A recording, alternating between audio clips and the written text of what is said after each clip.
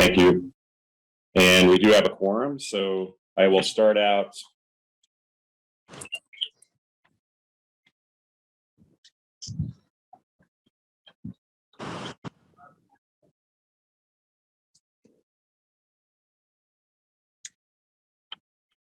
All right, ladies and gentlemen, the Committee on Finance will now come to order.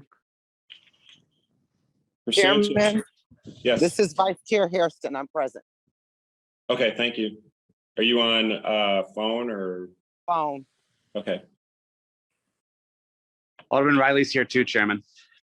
Thanks. I'm just going to go through the roll in a second. All right. Okay. Pursuant to applicable law, my determination that attendance by remote means is necessary because an in-person meeting is not practical or prudent due to the declared public health disaster caused by COVID-19, this TEFRA meeting is conducted by video conference. Let the record reflect that this is a public hearing being held pursuant to the requirements of Section 147F of the Internal Revenue Code of 1986 as amended. Notice of this public hearing was published on September 7th, 2022 on the website of the Office of the City Clerk of the City of Chicago, and the public hearing is being held by video conference and made available to the public via a link located at and a toll-free number provided at the following address, www.chicityclerk.com. And let the reporter mark the screenshot of such notice as Committee's Exhibit Number 1 for identification. So this is a hearing regarding a plan to finance issued City of Chicago multifamily housing revenue bonds for the Grace Manor Apartments Project, Series 2022, in an aggregate principal amount not to exceed $22 million. And for roll call, start out with Alderman Hopkins. Good morning, colleagues. Alderman Hopkins is present. Thank you. Alderwoman Dowell. Alderman Dowell here. Alderwoman King. Present, Chair. Vice Chair Hairston is present. Present. Alderman Sawyer.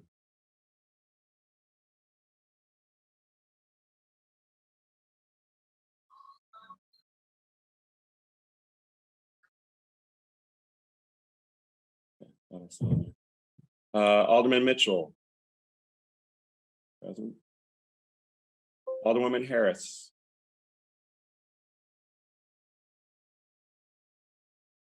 Alderman Beal. Present. Thank you. Alderwoman Sadowski Garza. Present.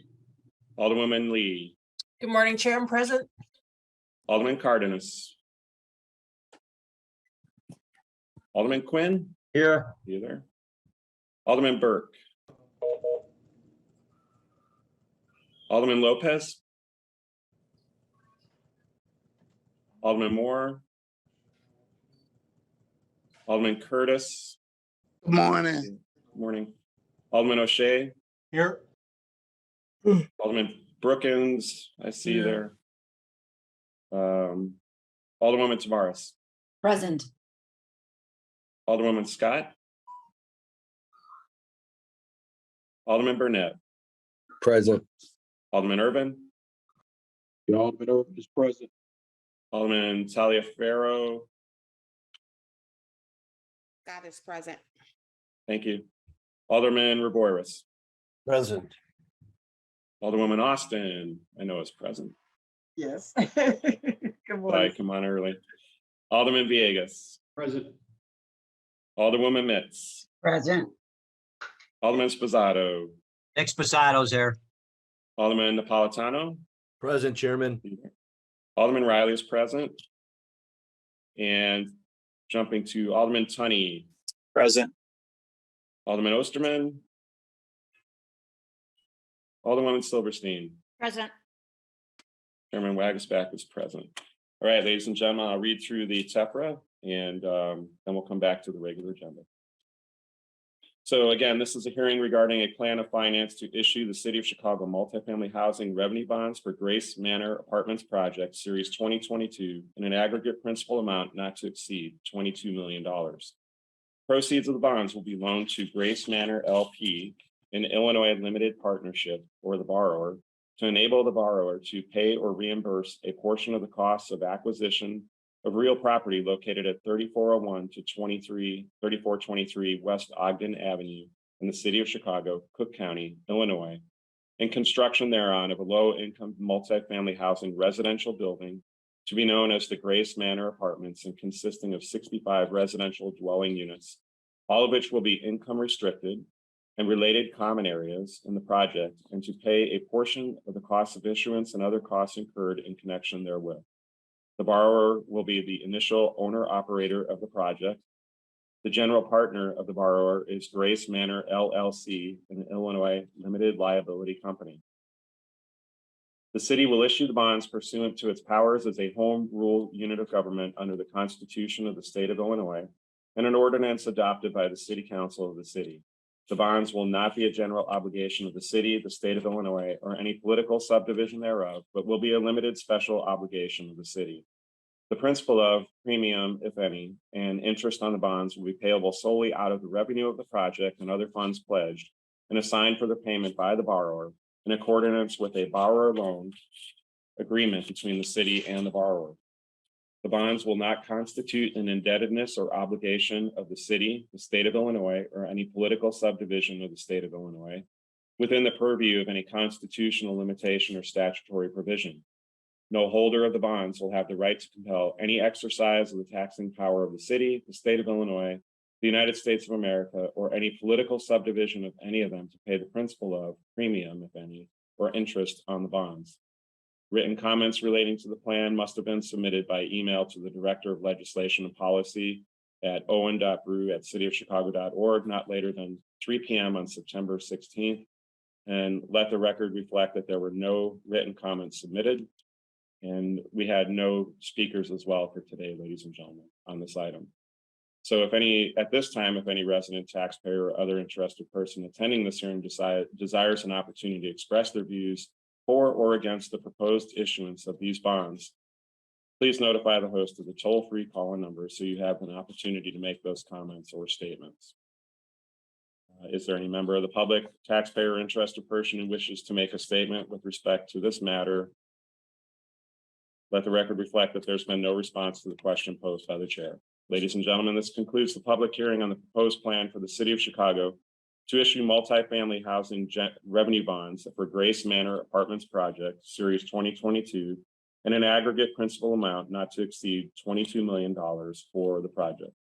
Let the record reflect that this public hearing on this matter was concluded at 10:10 a.m., September 19, 2022. This concludes the TEFRA hearing. All right.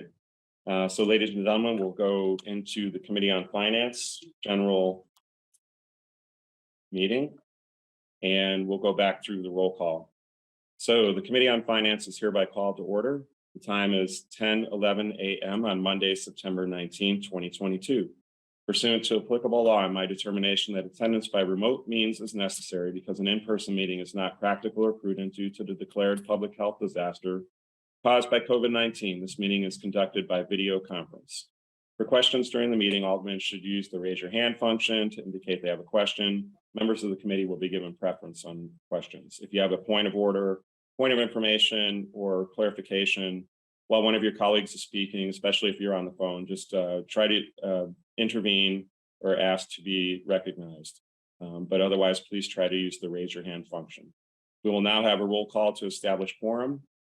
Please unmute your mic at the time your name is called, and please note that your yes or present response will be deemed to be a yes vote when the quorum roll call is used as a reference vote for later items. And starting off with Alderman Brian Hopkins. Present, Mr. Chairman. Thank you. Alderwoman Dowell.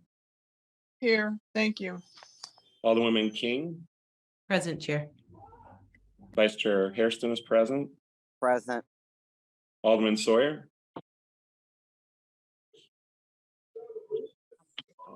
Alderman Mitchell. Present. Alderwoman Harris. Alderman Beal. Yep. Alderwoman Sadowski Garza. Present, Chairman. Thank you. Alderwoman Lee. Present. Alderman Cardenas. Alderman Quinn. Here. Alderman Burke.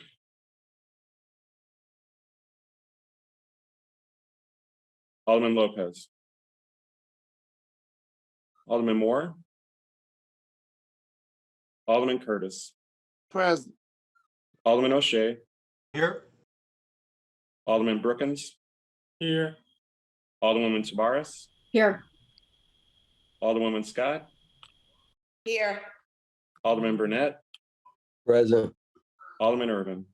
Alderman Irvin, present. Alderman Taliaferro. Alderman Raboris. Present. Alderwoman Austin. Here. Alderman Villegas. Present. Alderwoman Mitz. Present. Alderman Sposato. Nick Sposado's there. Alderman Napolitano. Present, Chairman.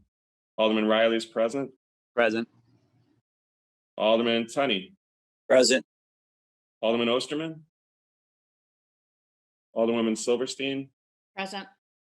Thank you. And Chairman Wagasback is present. Ladies and gentlemen, we have a quorum. So Alderman going to oops. Sorry, pardon me, Chairman. Alderman Nugent is present as well. Thank you. I see Alderman Sigcho Lopez. Let me just go back through the list here very quickly. Some people popped on. All right, thank you, ladies and gentlemen. All right, moving on to item number 1. This is the approval of the Rule 45 report for July and August. Does anyone have any changes or questions? Seeing as there are none, Alderwoman Austin makes a motion to approve the report by the affirmative vote of all members present for the roll call used to establish quorum. All in favor signify by saying aye. Aye. Aye. All those opposed? In the opinion of the chair, the ayes have it and the motion carries. Item number 2 is related to the TEPR hearing we just had. This is a communication recommending a proposed substitute ordinance concerning the authority to issue multifamily revenue bonds to Grace Manor LP for construction of affordable housing at 3401 to 3423 West Ogden Avenue, located in the 24th Ward.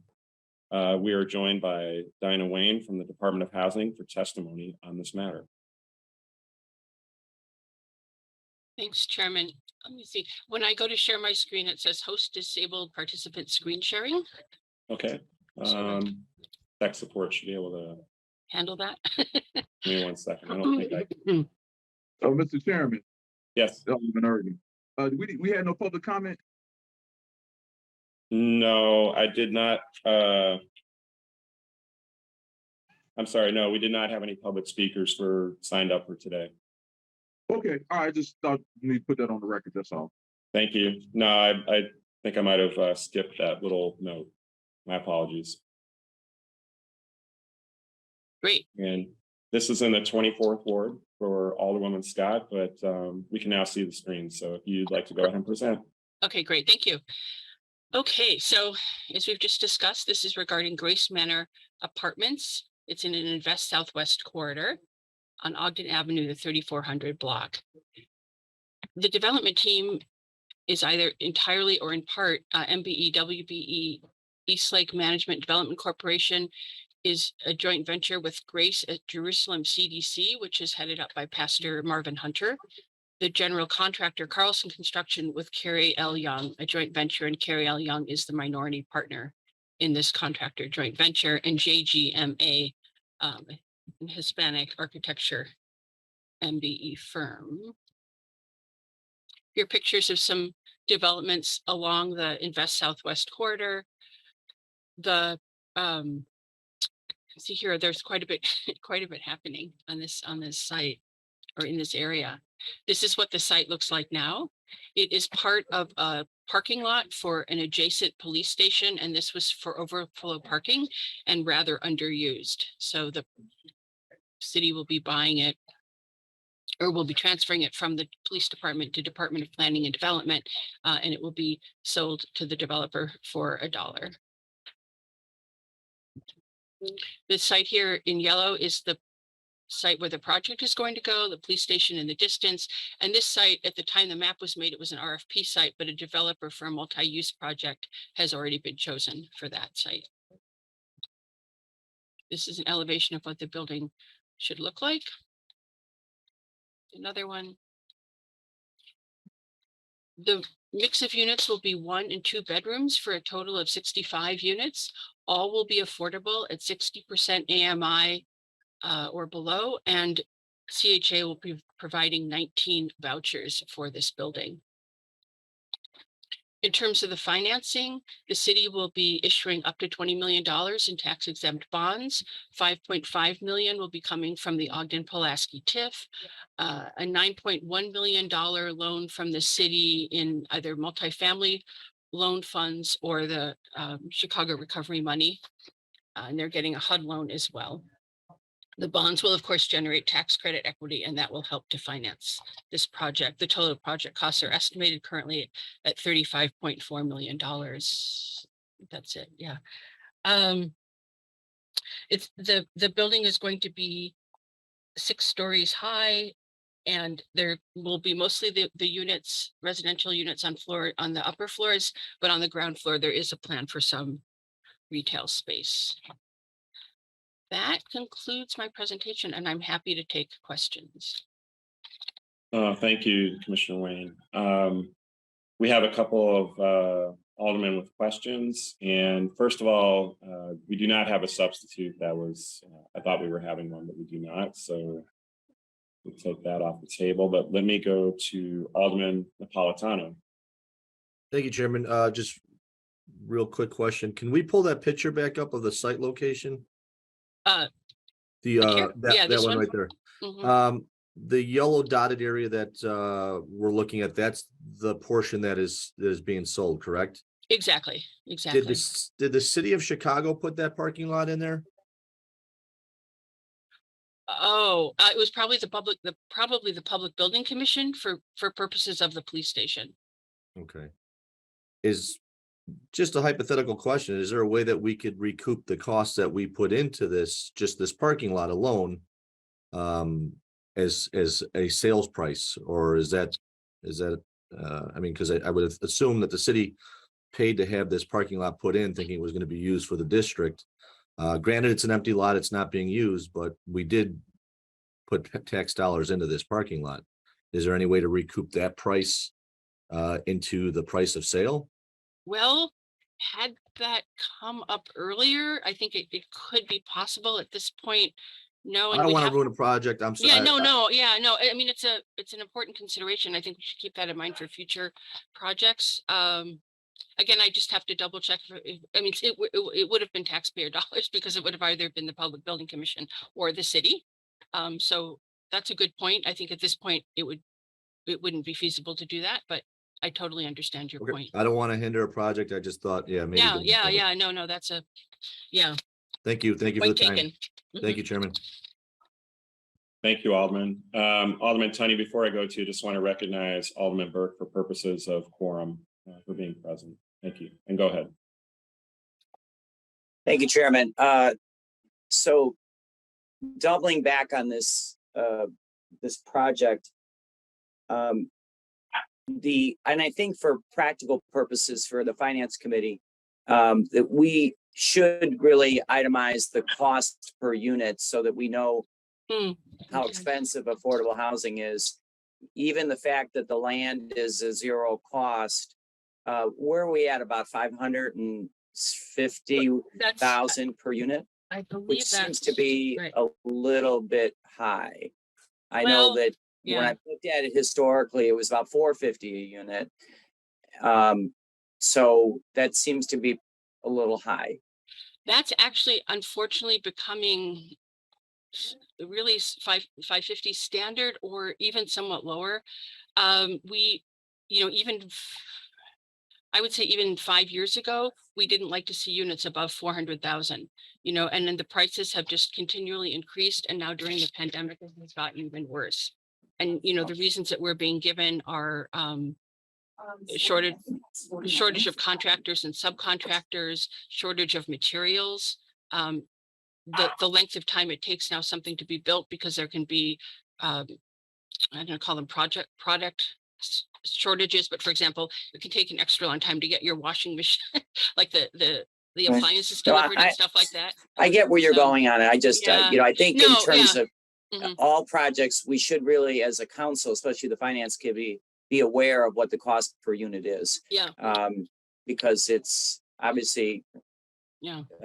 very expensive to do this and to sustain it, right, with the funding Yeah. for rents. The other question I had in the bond portion, the rates not to exceed 7%.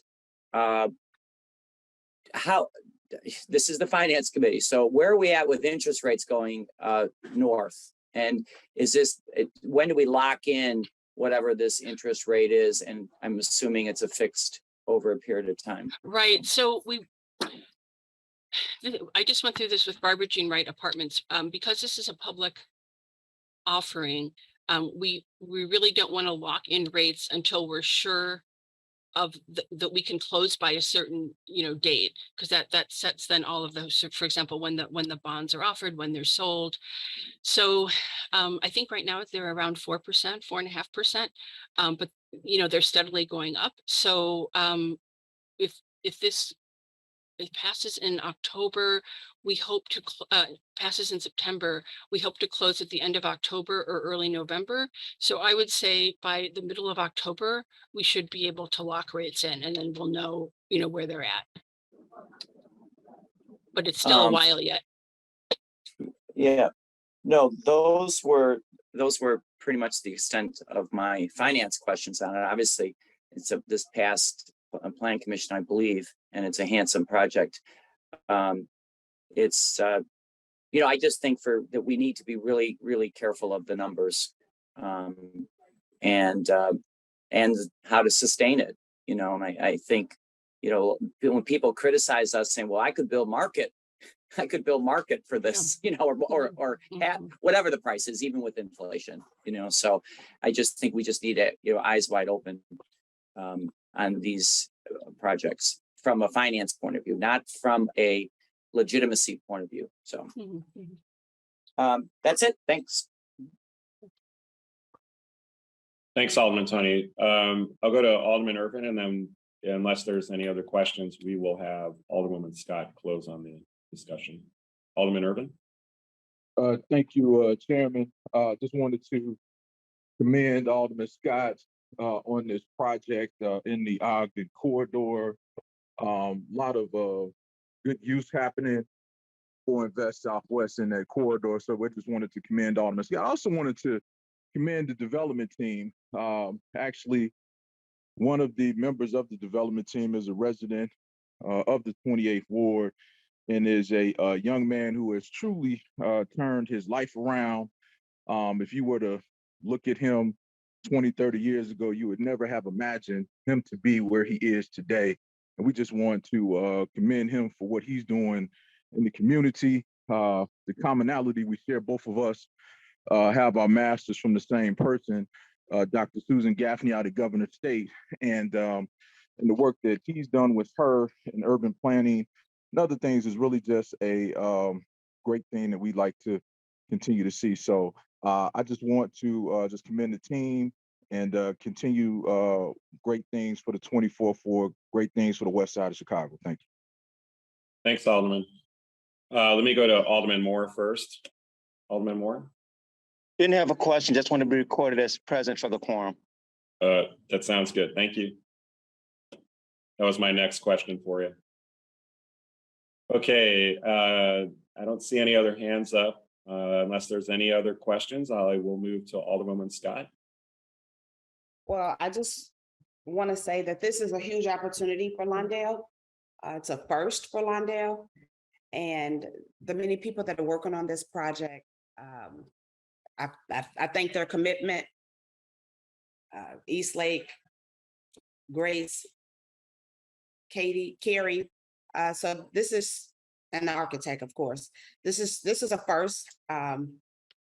More for me to learn, and thank the finance team. All right, thank you, Alderwoman Scott. And I think the committee will vote favorably upon this item. We did hear it at the Plan Commission, but I think these are the kind of projects, as Alderman Irvin stated, it's great seeing them move forward with the South and West Invest Invest Southwest. So with that, I will have Alderman Irvin make a motion to approve this item by the affirmative vote of all members present for the roll call used to establish quorum. All in favor signify by saying aye. Aye. All those opposed? In the opinion of the chair, the ayes have it and the motion carries. Thank you for the presentation. Thank you. All right, ladies and gentlemen, moving on to item number 3. This is a communication recommending a proposed ordinance concerning the authority to issue multifamily revenue bonds to RBH Chicago Project LLC for construction of townhomes and low-income housing development at 2620 West First Street, located in the First Ward. We're joined by Aaron Archie from the Department of Housing for testimony on this matter.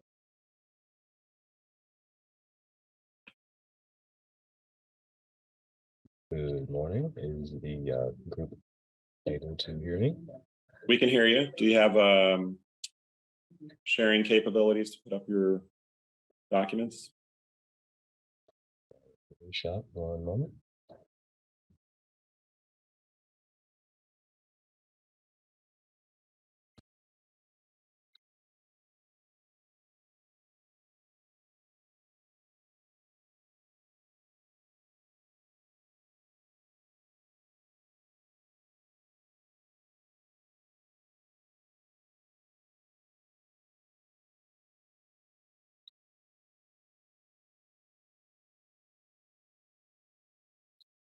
Are you able to get that up there? Tech support, does he have the ability to share? Yes, sir. He's a co-host. You should be able to share. Thank you.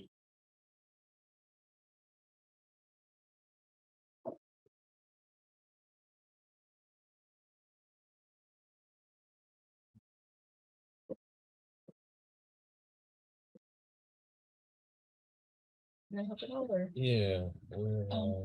You know, why don't you unplug the, sometimes it helps to unplug that other monitor and just pull out from this one. That's usually what I do. Because when you hit share screen, you're not getting a choice of it, right? I wonder if they can. Are you on mute?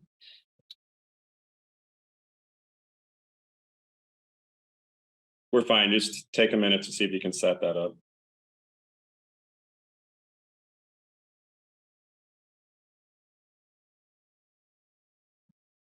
We're experiencing some technical difficulties at the moment. Would it be possible to circle back to this item on the agenda? Yeah, I'll do that. I'll, ladies and gentlemen, we're going to hold item number 3 for a minute. That's in the First Ward, and we will switch over to item number 4. All right.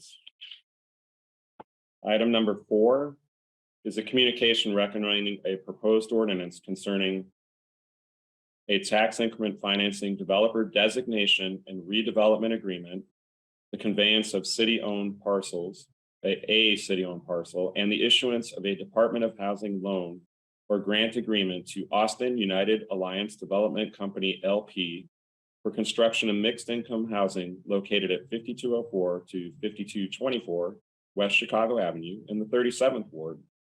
We're joined by Commissioner Shen from the Department of Housing for testimony on this matter.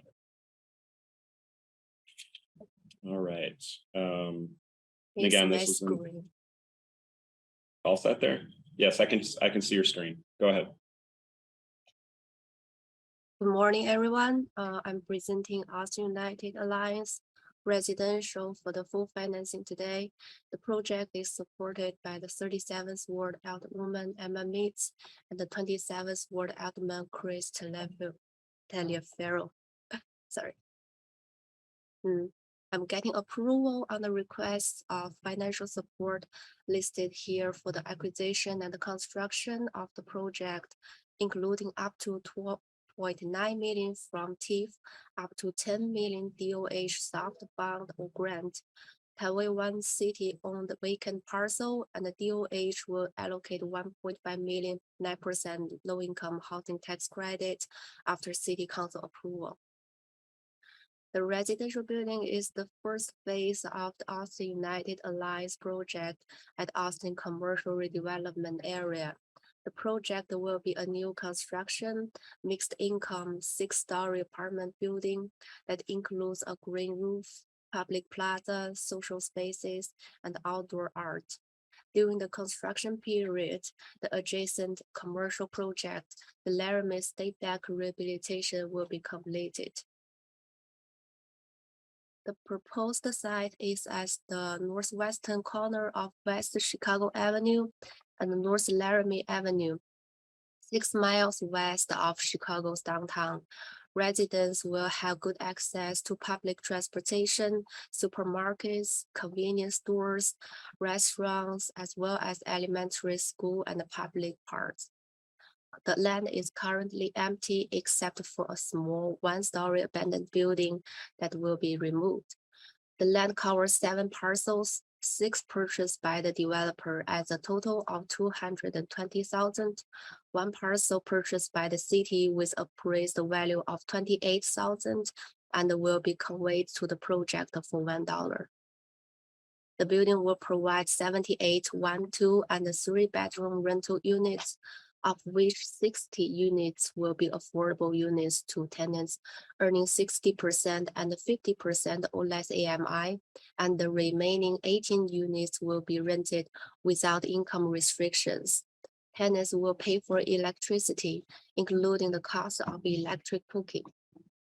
The legal name of the owner will be Us United Alliance LP. The general partner is a joint venture between the Heartland Housing and the Oak Park Regional Housing Center, both BIPOC-led, nonprofit firms. The syndicator senior assignment company will hold 99.99% of the ownership. The GC is Boa Construction, other entities listed here. The final budget showing a total development cost of around 39 million with per unit cost of $505,000 and per square feet of $386. The funding sources request grants from City of Chicago, including the land, TIF, DOH soft fund, as well as 9% low-income housing tax credit. Other funding sources including a private mortgage, ComEd grant, and the GP equity. The TIF use and the city land was approved from June CDC. The 1.5 million from 9% LIHTC annually will generate 14,250,000 equity with a 95-cent price per credit. So in summary, the overall request today is the ordinance to issue up to 12.9 million in TIF funds from Austin Commercial TIF District, up to 10 million multifamily soft fund or grant, convey 1 city-owned lot with appraised value of $28,000 and 1.5 million in City of Chicago. That covers my introduction. Thank you for your time. Thank you, Isha. Stay on for questions. We'll have Alderwoman Mitz close, but start out with Alderman Villegas with questions. Thank you, Chairman. Could the person from DPD just give an example of soft costs? The 20% of the project, what the soft cost would be? We are thinking use the Chicago Recovery Plan. I think. What are some examples of soft costs?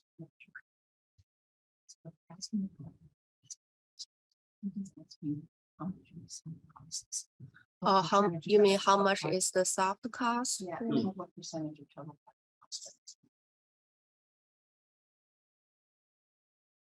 No, on your screen is soft cost is 6.7 million. I was just asking for what are some examples of soft costs? What are examples of soft cost?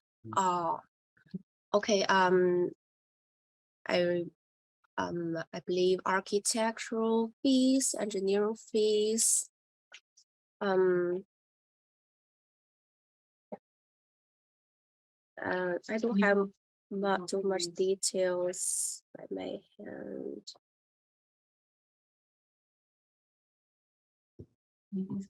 Legal fees. taxes, reserves. Okay. Chairman, I support this project. I was just curious because the soft costs typically are 10 to 15%. This was hovering about 20. That's why I was just asking. But if you can get it through the chair, that's fine. But I support this project.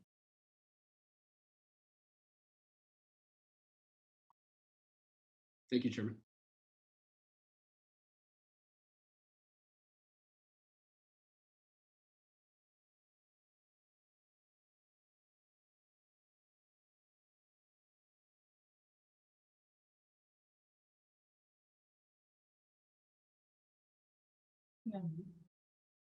Are you on mute? Chairman, we can't hear you.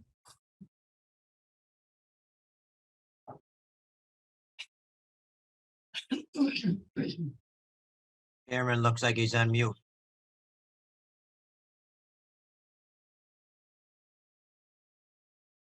Looks like he's going old school with the headphones now.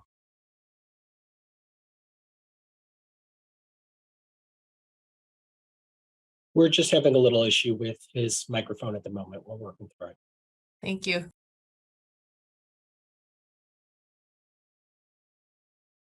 All right, can you guys hear me? Yes. Yes.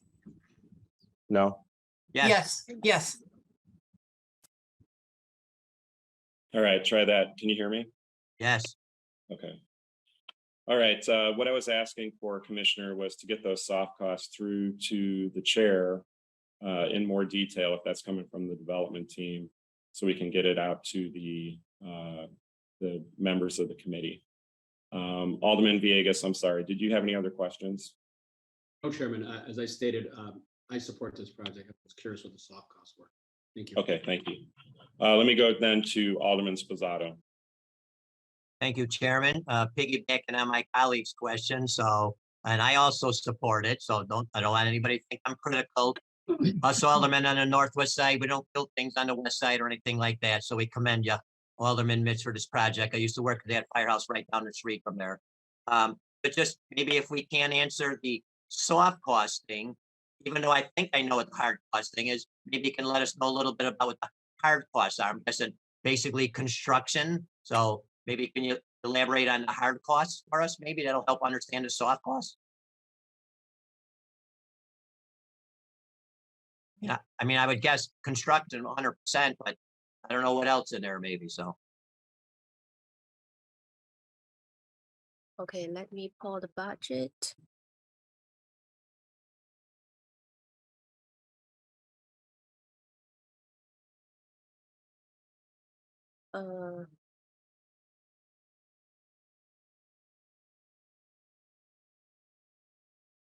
So the hard cost, including construction cost, general conditions, overhead, furnitures, building permits, electrical and gas, sewer, water. Those are the hard costs.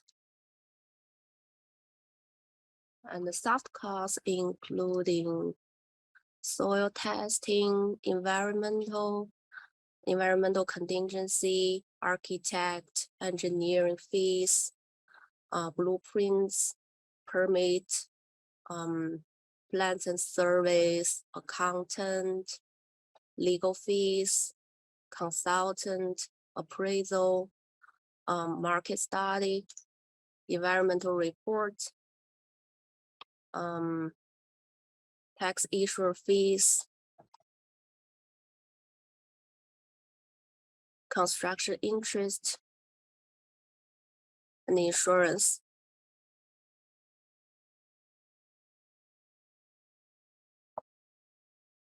All right, thank you, Isha. Alderman Sposato, did you? No, that's wanna pretty follow good. up on that? Thank Okay. you, Chairman. Thank you, Commissioner. Appreciate you. Thank you. Let me go to Alderman Tunney then, and then Alderman Urban. This is for the question or the definition of the Department of Housing soft fund. Is that invest south and west? What that's could we get an answer on that? What the soft fund, what is that fund? We are using Chicago Recovery Plan. So that's new funding sources after the pandemic. So it's, And it's a federal grant of sorts, I'm asking? It will be, no, it's not federal, it's 0% loan. Okay, but I somewhat believe that this is a pass-through from the federal government for recovery aid. Can I? It's either federal or state. I mean, it's a large Yeah. amount of money. So this is Dina Wayne, if I can just maybe clarify that. So obviously the federal government did give the city lots of money in the recovery money, but the way the Department of Housing is going to use it is to issue bonds, and the portion of the bonds are going to be used for low-income housing. So our soft funds are going to be a loan to the developer, but it's really going to be from city-issued bonds. Okay. But overall bonds, not, this isn't a bond project. So it's a little bit different than the Invest Southwest. Right, totally, yeah. Great. And then just so it just sticks out like a interesting sore thumb, is that general partner equity of $100? Is that? Yeah, that's typical that they give $100. Yeah. All right. Okay, thank you. That's it. Thanks, Alderman. Alderman Irvin? Yes, thank you, Mr. Chairman. I just, looking at this, the Laramie State Bank building, it has been an eyesore on the west side of Chicago for a number of years. The area was right across the street. Alderman Irvin? Yes. Alderman Irvin, you're breaking up a little bit. Oh, I'm sorry. I was stating that that area where the Laramie State Bank is has been an eyesore in the community for a number of years. Glad to see Alderman Mitch have a team work and put that together for the community. That area, maps ago was right across from the 28th Ward. And again, this is a great benefit for the Austin community. I just wanted to commend Alderman Mitch and the team for getting this done. Thank you, Alderman. And Alderman Cardenas, would you like to be recognized as present for purposes of quorum? Yes, I would. And I also have a question regarding the zero interest loan. Exactly. There was not specifics on who's providing the loan at 0%. Is that arm's length? Is that what? Arm's length, meaning it's when it's 0%, there's usually something else that's a covenant in that loan. Do you want me to answer that? So are you speaking of the CRP money, the DOH soft loan? I don't know. There was a loan. There was a mark for 0%. Where's that coming from? So Where's that from? typically when we give home funds or CDBG funds or corporate money, or in this case CRP, we do not charge an interest rate unless we think that the project is cash flowing so much that they'll be able to pay it back. But usually these projects generate so little in income, we give them 0% loan and then 0% interest, and then usually a balloon payment at the end. But if we see from their pro forma that it's cash flowing quite well, then we will ask for either a set payment or some percentage of surplus cash. What other covenants are in there besides just, is this CRP? So CRP 0%. Is it just term 7? Is it based on years or just based on the fact that if you think that they're from a cash perspective, they are needing it, I guess. I'm sorry, say that again. What was your question about this $6 million loan? Why we're giving it 0% interest? Yeah, I mean, what other covenants are in place? I mean, I know you said that if you think that from a cash flow standpoint, they are deserving of that. Is that the only covenant you got in there? Covenant meaning protection for the loan? You meaning like this is the requirements that you meet in order for you to get, it's kind of nice that you get a 0% loan. Right. Well, we look at their cash flow. Again, this isn't that unusual for affordable housing projects. We look at their cash flow and we look and see if we think it can support an interest rate, if we think it can support payments over the course of the loan. And if so, we put those in. We also sometimes developers will want us to charge interest rate, and I don't know all the ins and outs of it, but it has to do with sometimes they want us to charge an interest rate that matches that of their lender, and it has something to do for tax reasons, in which case we'll do that. But we start out generally with the assumption that we're going to give 0%. Again, like I said, unless the cash flow indicates that they can pay more. I mean, obviously, we'd love to recoup some of our money during the 15 or 30-year period, but very often we can't do that. The 9%, it's a LIHTC 1.5 million. Can you explain that a little bit more? So actually what that is the annually, I'm not so clear on the 9% tax credits of 1.5 million, and Nisha, you can correct me if I'm wrong. That's the total amount of tax credits we're going to give them. And then it allocates, it generates a certain amount of 9% credits annually that then the developer generally sells to a tax credit investor. So Yusha, are you able to look and tell us how much in equity will be generated each year by the tax credits?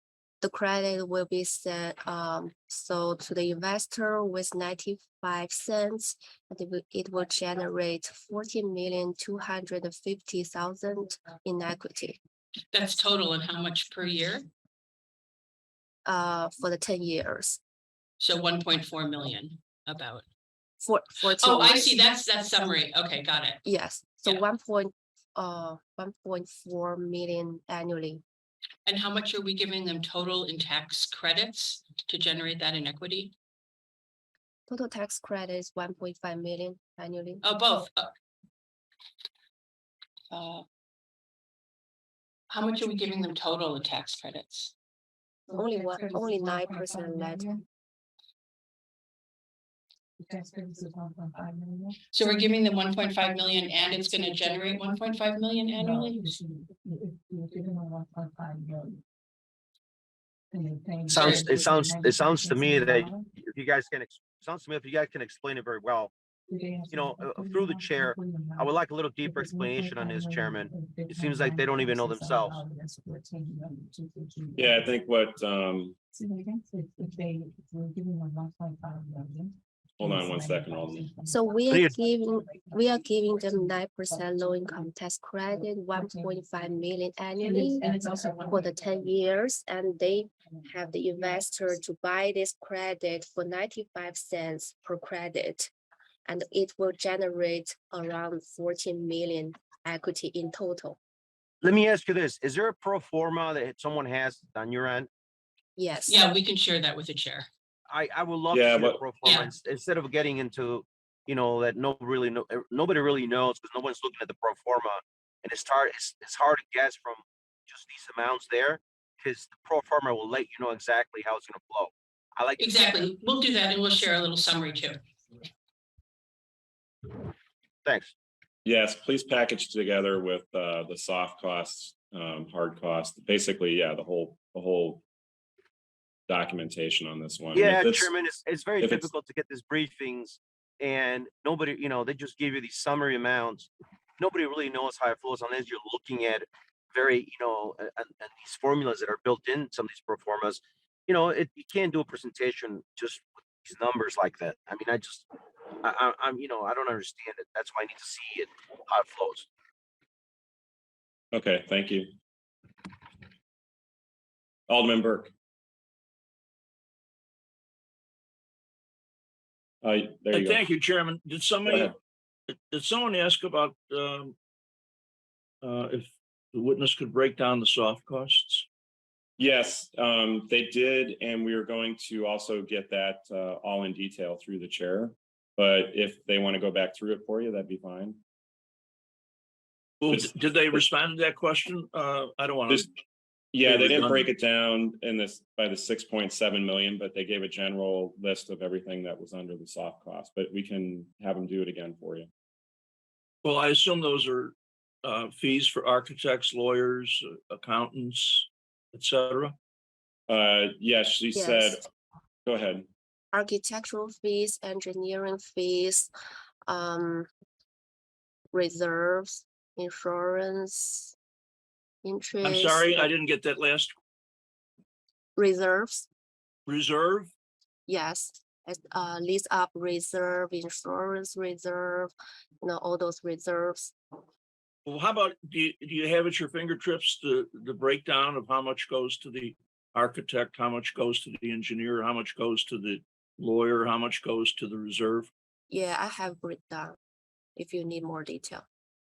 No, if you have it, what Put it on are the they? screen.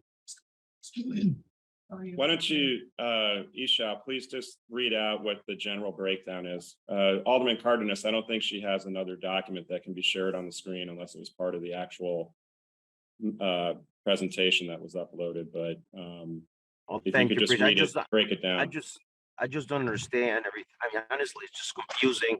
It's making it confusing. It is hard to do a presentation this way. Thank you.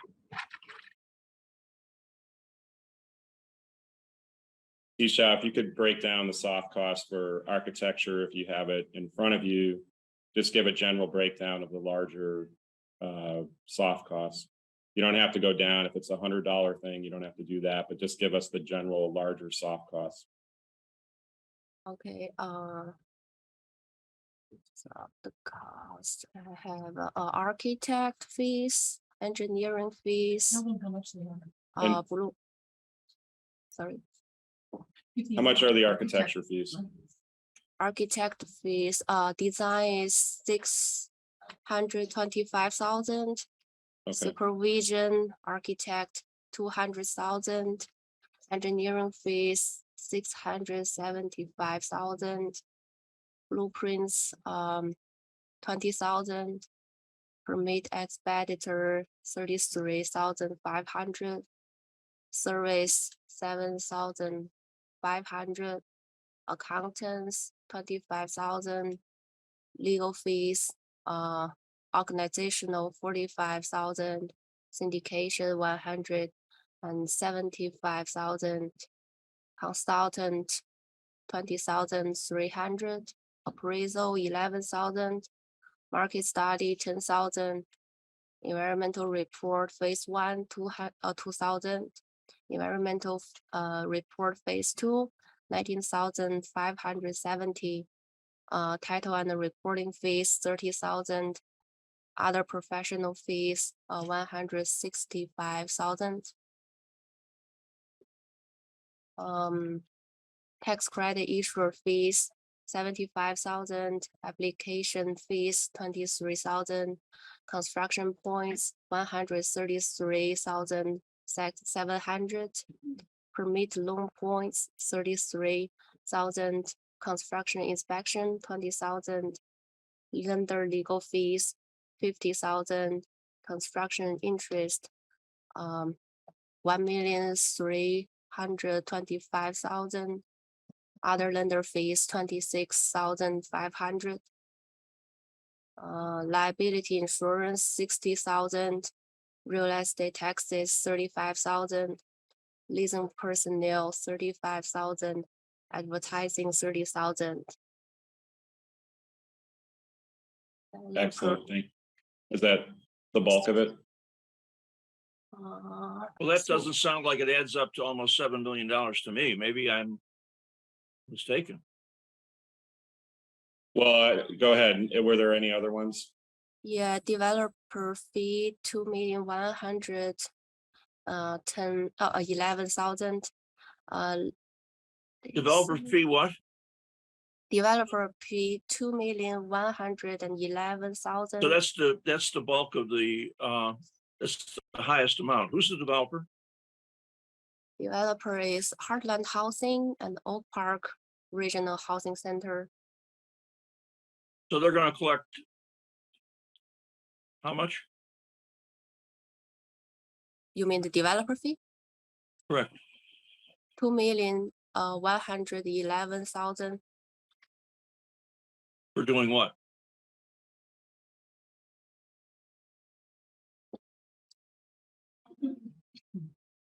I think this should include all the materials of the building.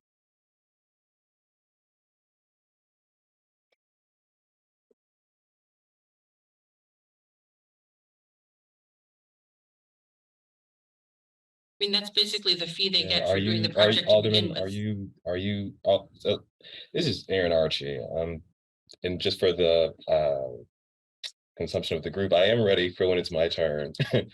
But the fee, the developer fee is basically what it sounds like. The development team puts together the project, they corral the architects, the attorneys, they file for permits, just all of the administrative legwork that needs to be done to put together the project. They collect a fee for that. It's, if you want to repackage it as being an administrator fee, that may be a better way to think of it. But it's like if you wanted to build a house, you would have to sit with the architects, sit with the attorneys, meet with aldermen, alderwomen, meet with the city. That's taking time, energy. You have to, pay your team. You have to pay your accountant, you have to pay your lawyer, you have to pay people on your team. So that time is recouped through that developer fee, which the city does cap. I thought that the lawyers were already indicated and the architects. This is separate and apart, isn't it?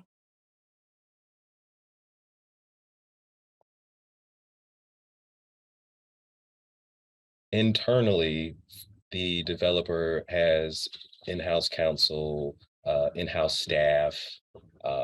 It's not exactly a one-man show if a development team comes to the city to essentially pitch a project. We're sitting with their entire team. So, for them to render their services, they. Well, I they assume do. this isn't the only project that they had for the year. No, developers. I don't tend want to to have- belabor this, Mr. Chairman. If you're going to defer it, go ahead and defer it, and maybe they can come back with a breakdown of who's getting what. But Yeah, they were actually going to send that through the chair to all the members. That's All what right, we asked. I'll We asked withdraw for the that questions. originally. Oh, I'm sorry, Chair. Alderman, go ahead. I cut you off there. Go ahead and ask that again.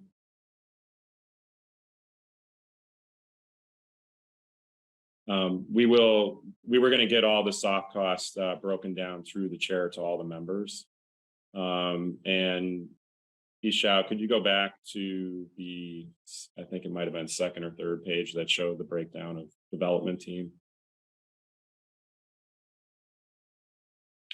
There you go.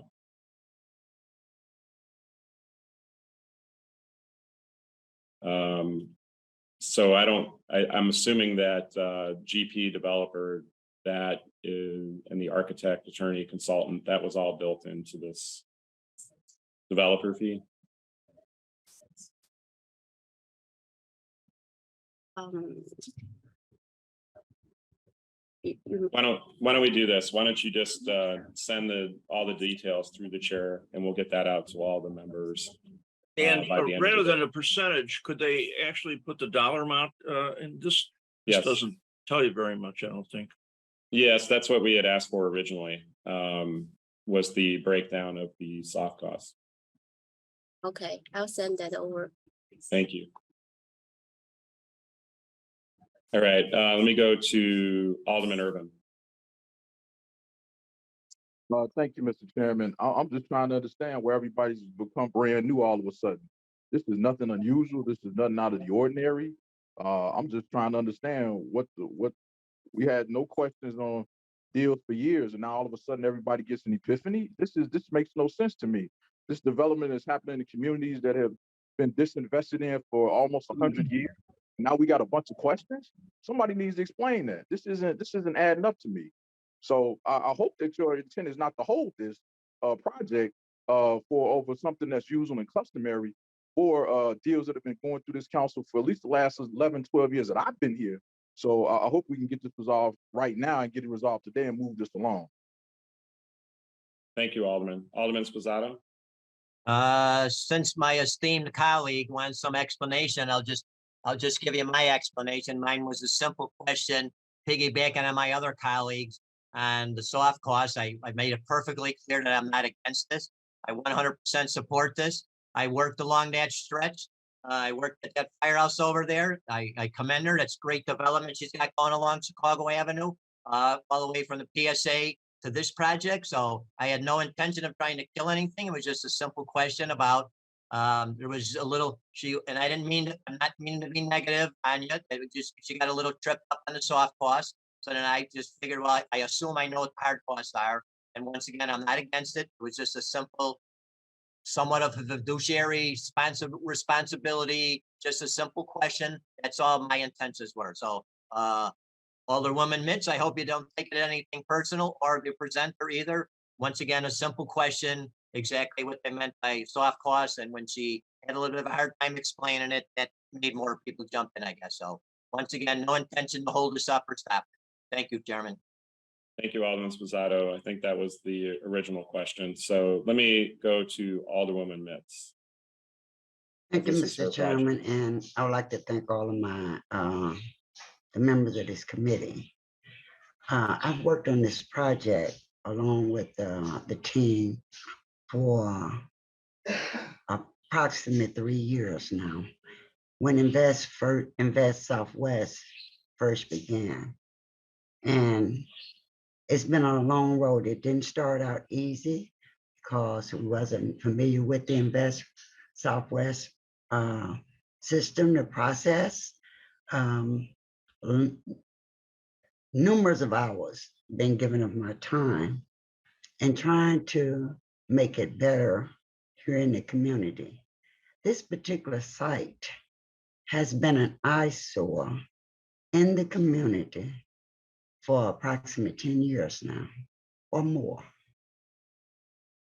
I am fed up with it, and it is a gateway straight down the Chicago Avenue corridor. Having this project development will certainly highlight all of the work that's being done here throughout Chicago Avenue, whether it's the 29th Ward, 37th Ward, 27th Ward. It's an impact on all of us. This is a project that the community have worked very hard on. And I have to say to Alderman Irvin's point, I've been in the council and I haven't heard these questions asked of a team before. And I'm interested to know why we are specifically targeting the project. I would hope that the council member find it within their heart to see passage of this so we can get to a groundbreaking and take out this old, ugly site in the community to put that hope back in. That's what I'm hoping for. Any information that you may have, we certainly would like to get it to the committee. I'm just mind boggled. The teams have worked very hard. The Austin United Alliance, Low Park Housing, Heartland Alliance, all have worked hard on the project just as of last week. Meetings, community meetings, bringing the stakeholders together. In fact, the project have brought community peoples from all over together to be able to work and develop a project. And let me say this, housing being low-income housing, this will be one of the first sites where we really did a development for the community. So I would really hope that we could move passage on this based upon all of the work that's been done over the years and not for the unprepared or the misinformation given by the department at this time, because they have been very helpful. Department of Planning have been engaged in the project, many of them from top to bottom. So I would hope that we could look to move passage of this so that we can move further down the road to finish to get this project off the ground. That's what I'm hoping for today. So I ask for your favorable support on this project today. Thank you, Mr. Chairman. Thank you, Alderwoman Mitz. And outside of getting that information in detail through the chair to all the members, we are moving for passage. And Alderman Spozzato makes a motion to approve this item by the affirmative vote of all members present for the roll call used to establish quorum. All in favor signify by saying aye. Aye. All those opposed? In the opinion of the chair, the ayes have it and the motion carries. Thank you, Alderwoman Mitz, and we'll look forward to getting that information from the development team. Thank you. And with that, we'll go back to item number 3. I think Mr. Archie is ready to roll on his item. This was communication recommending the proposed ordinance concerning the authority to issue multifamily revenue bonds to RBH Chicago Project LLC for construction of townhouses and low-income housing development at 2620 West Hurst Street in the First Ward. And Mr. Archie is from the Department of Housing and will be able to explain this item as well. Are you ready? Yes, let me bring up my screen. Good. I here. thought I was talking on mute again. Thank you. We are able to hear you. And let's make sure I pick the correct screen for you guys. So you all should be looking at a block of your beautiful faces here on the screen. Let me know if you can see that. Nothing yet. No? Just your name. Let's see here. Here you go. All right. Try to load up your document. There you go. Teachers Village, Chicago. Okay. Okay. You're all set. Fantastic. So in true technological fashion, my left screen is working, but my right screen is not. And I had a nice little script prepared for you guys, but it's not coming up. So I will just take you all through the slide here. So move this out of the way.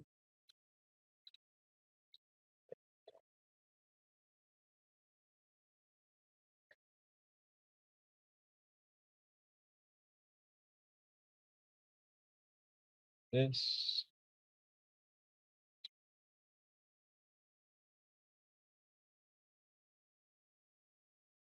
And make it larger so everyone can see it. Yeah, we're okay. We can all see it there if you want to go ahead and start on it. Okay. And Alderman Laspada is not available today, so but he did send his support for this item. Yes, if he's not in attendance, I guess I should start off by saying that he's been very involved, supportive, just 2 thumbs up all the way through on getting this project going. He's been in the regularly scheduled development meetings, but between the DOH and the development team. So up to this point, it does have the alderman's support. So 2 thumbs up from the alderman, even though he's not here, speaking on his behalf. So this project has been in the DOH pipeline for a few years now. It was originally called Teachers Square Chicago, but has since been renamed to Teachers Village Chicago. It is from RBH Group, a limited liability company out of New Jersey. The Habitat Company is slated to be the property manager. Design Build Architects Whiteley Company. DLA Piper is slated to be the attorney, and Affordable Equity Partners is slated to be the syndicator and senior lender. The property is on the near northwest side of the city, located just east of Humboldt Park. Address is 2620 West Hurst Street. It is going to make use of a shuttered, since closed, Chicago public school site, Dupree site, for purposes of being rented and marketed toward retired teachers, veterans, and as of our most recent development meeting, seniors. So what the goal of the project is to take the school, revamp it and remodel it to be used as a living facility, along with the new construction of 3 duplexes located to the east. You can see those here. And this is just a bit of a schematic breakdown of how the property will serve as an affordable living development. So the project is slated to have just over 3,000 square feet of commercial retail space, as well as an office and a community room. But the building will be broken off into 1-bedroom, 2-bedroom, and 3-bedroom affordable living units, along with the duplexes being newly constructed to the west of Rockwell Street. And there will be parking on site on the first floor as well, and community plaza space included. Move forward a little bit to the rental unit profile. 102 units were slated in total for this development. There's a mixture between market rate and affordable housing, with AMI levels split from 40% to 80%. And from the prior presentations of projects, it seems like this is the slide that all the fuss will likely be about. How the development will be paid for, and the issuance of the bonds to assist with the permanent financing of the development. So when the project initially came in for our review through Internal Loan Committee, the total development cost was just over $50.6 million, with $40 million of that being slated for construction. With the private loan amount coming in at $7 million, the general partner equity coming in at a considerable amount higher than what we would normally see, at just over 700,000. I believe I heard an inquiry a few moments ago about, why we would just see $100 or maybe $200, but it's so that the partner does have some equity in the deal. They're slated to have it. So $100 has been the status quo. The deferred developer fee slated at just under $2 million at 1.975. Multifamily loan and or grant funds, in addition to the tax exempt bonds, would be needed to finance the development. And I'm not sure if any of the aldermen or alderwomen are familiar with, we call them twin deal structures.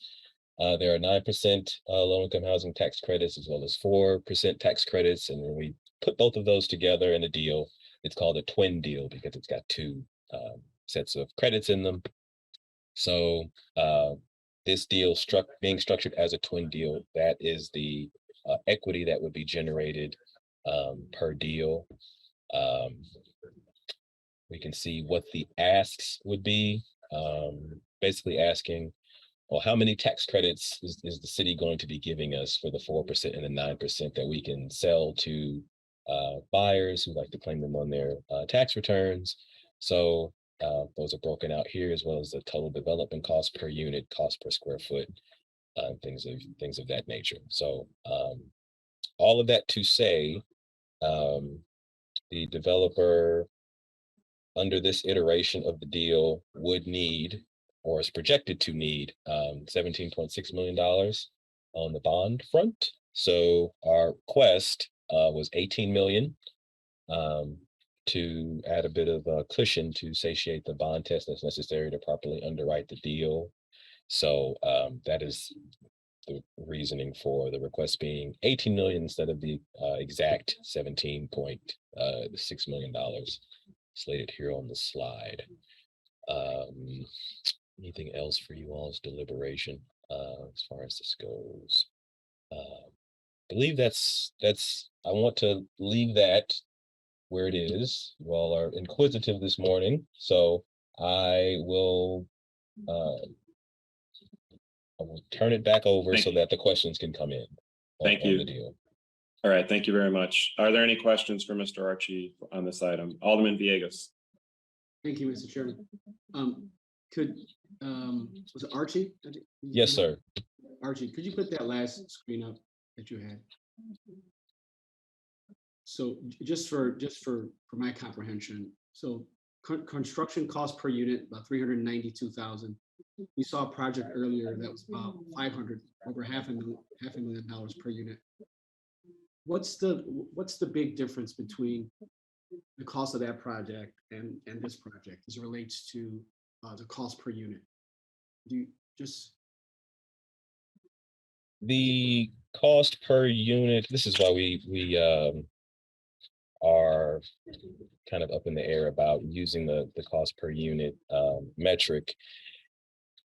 The quality of the unit and the amount of units per development factor heavily into that construction cost per unit, total development cost per unit figure. There are 102 units in this particular development. I have another deal that I'm trying to close where the development budget is creeping up on this total development cost, and there are 56 units, about half. And the costs, I don't think I need to belabor the point that costs are,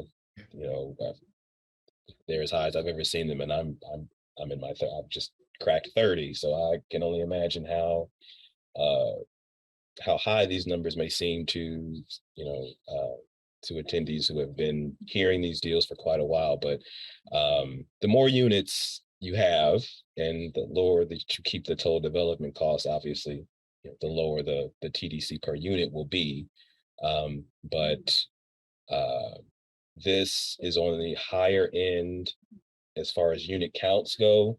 I mean, obviously we have some that are in the high hundreds, but we are getting overall a healthy unit count relative to the total development cost. So that's on that front. I believe Alderman, I'm not running the show. I'll turn it back Thank you. over. Sorry. Alderman Villegas, did you have a follow-up to that? Yeah, I just had one more question. The DOH soft fund request per unit, 185. Could you explain what that is?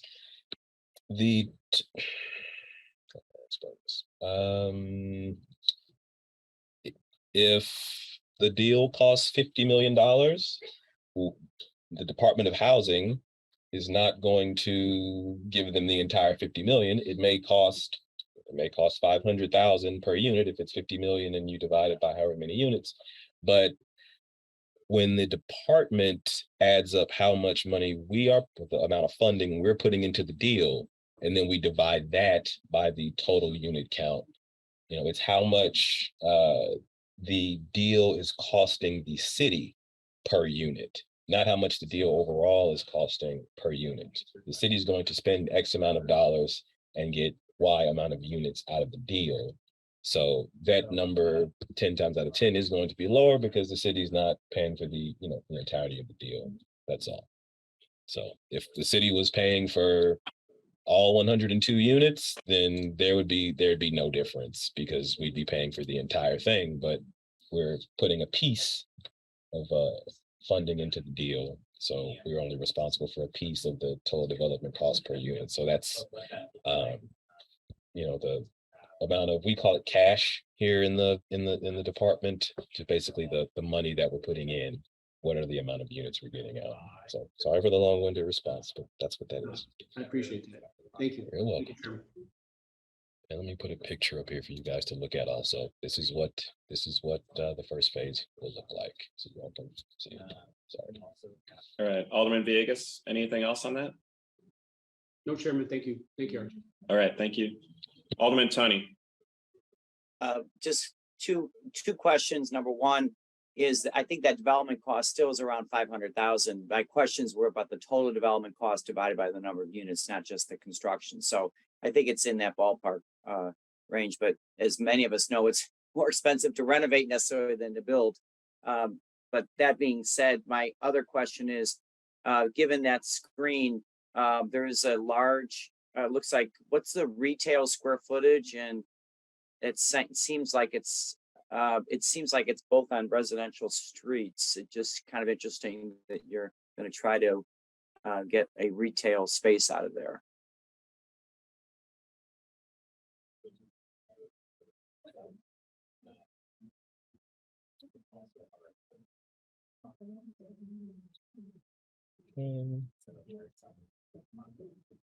Mr. Archie? Yes, I'm trying to pull up the exact square footage here. For the commercial aspect.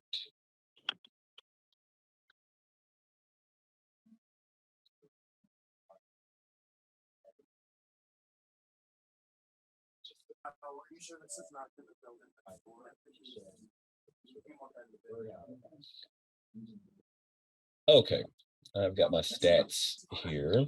So Alderman, could you repeat your question so that I can properly understand? The school seems to be located in the middle of a residential neighborhood on these streets. So it was interesting that you have a retail component and it's an adaptive reuse of a school. So where is it and what is contemplating for retail there? They do not have a vendor solidified at the moment to rent out the total square footage space. And the commercial is more so slated to come into play when if and when phase 2, the market rate townhomes that the developer also has in queue for the property, which would bring the total square foot of commercial and retail space to somewhere around 25,000 square feet. So the learning center, amenity space, and the central piazza and kind of a public square concept that the developer was going for is what would make use of the initially constructed commercial space.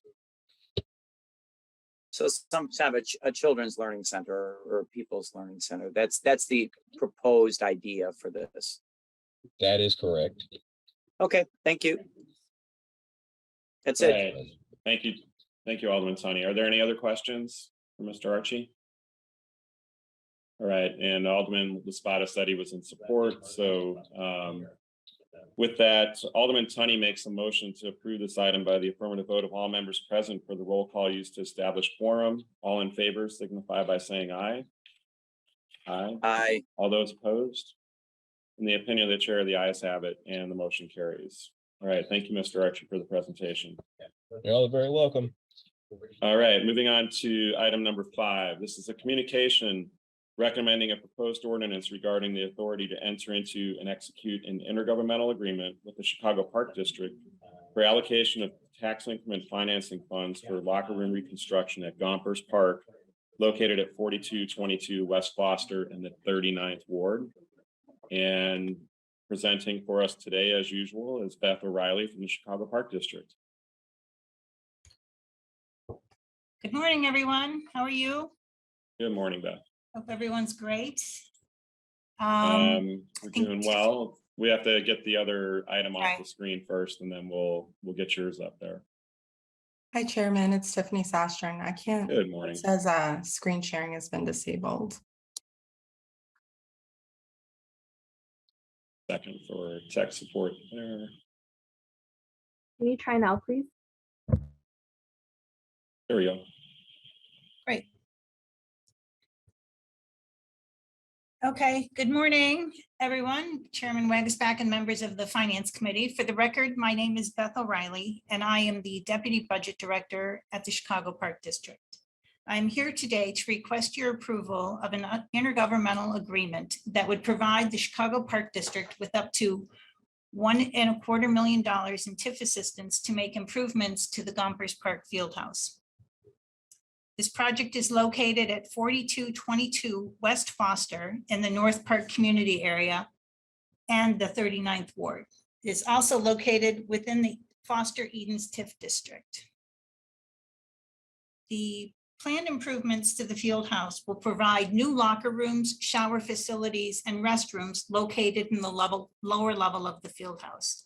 Outdoor access improvements to the pool area will also be included. This work will complement the work currently underway at the park, the scope of which is focused on the building exteriors, roof and gutter, and masonry work, tuck pointing, and select doors and windows. When we put this out to bid, as we've all known, the prices came in much higher. We had bid the lower level as an alternate to make this restroom that primarily services the outdoor pool, which is extremely popular in the ward, to make it accessible to all patrons of the park. We got the bids back staggered at the price and sought TIF funding to complete the full project. With the TIF money, we will be able to make this existing restroom and locker room facility ADA compliant with new showers, locker rooms, and bathroom facilities at the lower level, as well as improve the site access on the outside to allow smooth transition into this new area. Again, this is going to be, our estimate is $1.25 million for this. I thank you for your consideration of this request, and I'm available to address any questions the committee may have. Thank you, Beth. All right, Alderman Nugent, I'm going to have you close, but let me see if there's anyone else that has questions first. No other questions. And just one, actually, I know it's in the 39th ward, but how many wards does this serve in a relative area? Oh, Maybe Alderwoman Nugent knows that. Yeah. Why don't you go ahead, because there's no questions anyway. So I'll let you. Sure. Good morning, Chairman. I think this probably serves upwards of 5 or 6 wards. It's obviously in the heart of 39, but it's also right next door to 33, 35, 40. I think 45 also probably uses this, and 41 as well. And it's obviously open to all Chicagoans. I am here today, obviously, to ask for your favorable consideration of this proposed TIF funded improvements here at Gompers Park. As our friends from the park have mentioned, this will include new locker rooms, shower facilities, and restrooms in the lower level of the Gompers Fieldhouse, which are sorely needed. It'll also include outdoor access improvements to the pool area, which is critically important. Gompers Park is an anchor of the North Mayfair community and the surrounding areas. It'll benefit not only the 39th ward and the wards I mentioned, but the city at large. So thank you for your time. And of course, I'm seeking your favorable consideration. All right, thank you very much for that. Beth, did you have anything else to add? well, no, but I did just learn that the typically for our programming purposes, the pool services a 2-mile area. Great, okay. All right, so with that, Alderman Riley makes a motion to approve this item by affirmative vote of all members present for the roll call used to establish quorum. All in favor signify by saying aye. Aye. All those opposed? In the opinion of the chair, the ayes have it and the motion carries. All right, Beth, we're going to go on to item number 6, which is a communication recommending a proposed ordinance regarding the authority to enter into and execute an intergovernmental agreement with the Chicago Park District for tax increment financing funds for ball field and landscape improvements, a new water feature, playground modernization, and other site improvements at 2E Herbert Park located at 2106 West Adams Street in the 27th Ward. And Beth, I'll let you give that presentation. Okay. Again, my name is Beth O'Reilly, and I'm the Deputy Budget Director for the Chicago Park District. I'm here today to request your approval of an intergovernmental agreement that would provide the Chicago Park District with up to $3.5 million in TIF assistance to make improvements to the 2E Herbert Park. The project is located at 2106 West Adams Street in the Central West community area and the 27th Ward. It's also located within the Central West TIF district. The planned improvements to the park will remove the existing obsolete field house and redesign the area with a new entry plaza. Additionally, a new water feature and a modernized playground will be built. Ball field and landscape field restoration, as well as pathway paving, park lighting, and site amenities, including benches will be added to the park. These photos show the existing conditions of the field house and the water area that will be rebuilt.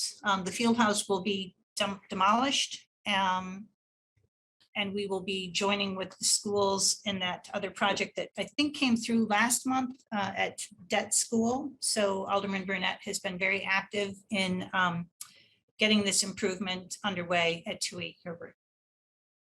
I thank you for your consideration of this request, and I'm available to answer any questions that any of the members may have. Yes, and Alderwoman Austin has a question for you. Yes, Beth, how are you today? I'm great. How are you, Alderman? All right. I would like to know what's the cost of, are you rebuilding the field house? Or are you building a new? No, we're taking it down. We're eliminating the D facility because there is a partnership going on with the rebuilding that CPS is doing at an adjacent school. So we are going to create more open space here and move into share use facility with the new school. Well, with the school addition. All right. Then. I was trying to see if there was a cost for a new field house. Oh, no, not at that price. No. All right. Real good. Thank you, Beth. Sure. Thank you, Mr. Chairman. Thank you, Alderwoman. Alderman Burnett, are you available for comment? Yes, I am. Thank you. So first of all, I want to thank the Park District and the Mayor's office and all my colleagues. This development, you know, I get challenges in my ward because I'm very diverse. There's a lot of, you know, a lot of things happen faster in some of the richer parts of the area. So I get challenged in the areas where it's not as rich, that they're not being treated fair. So, so I have to balance it out. So I have to make sure that all parts of my ward get the same benefits. We're so blessed to have healthy TIFs in this area, and we want to utilize this TIF money to spread the wealth and not only take care of the areas like the West Loop, we also want to take care of the areas like the West Side. And this is one of those opportunities to be able to do that. So I thank the Park District for their support and the board and the mayor's office and everyone for their help with this. Thank you. Thank you, Alderman. So with that, Vice Chair Hairston makes a motion for on this site improvement at 2 Herbert Park. And makes a motion to approve this item by the affirmative vote of all members present for the roll call used to establish quorum. All in favor signify by saying aye. Aye. All those opposed? In the opinion of the chair, the ayes have it and the motion carries. Thank you, Beth and Tiffany. Thank you. Have a good day. You too. Thank you. All right, ladies and gentlemen, moving on to communications from the Department of Law. This is item number 7. This is the monthly report of judgments, verdicts, and settlements from the Department of Law for the months of July and August. I think Alderman Tunney had a question on this, but these would otherwise be placed on file with the clerk. Alderman Tunney. Thank you, Chairman. So I want to start with July settlements. So has this committee on the Daniel Taylor, has that been for the 14-2? Was that already passed out of committee and then finally paid? Correct. The ordinance passed May 23rd, and then it was paid. And then And just Alderman, just for the record, that was Attorney Jessica Felker from the Law Department. Great. Okay. And then staying with the police department on the July, 8 million again was with the Little case that was already passed out of committee. Is that correct? Or that's a verdict. So Alderman Tunney, I did not oversee that case. I don't know who did. If Alderman Tunney, that was a verdict. Can you hear me? Okay, so that's where we went to trial, and this is, so it didn't go through committee. This is just the verdict. So that's correct. And that's for the record, Mimi Ruther. Okay, just want to make sure, because sometimes many of our colleagues say we got to go to trial. We got to go to trial. So in this case, it was a $8 million verdict against the city. And then my last question on July was under bicycle accidents. Do we have someone from CDOT here? 2.256 million plus fees?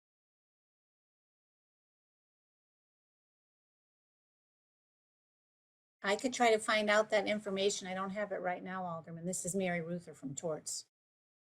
Yeah, Well, through Chairman, the- I was trying to get somebody from CDOT here, but I think before we end, we might be able to get an answer on that. Mimi, Okay. would you be able to get that before we close? How much was it again? It was Alexander Gerber, I believe, it says bicycle accidents, plural, 2.256 million and 5,000 plus on fees.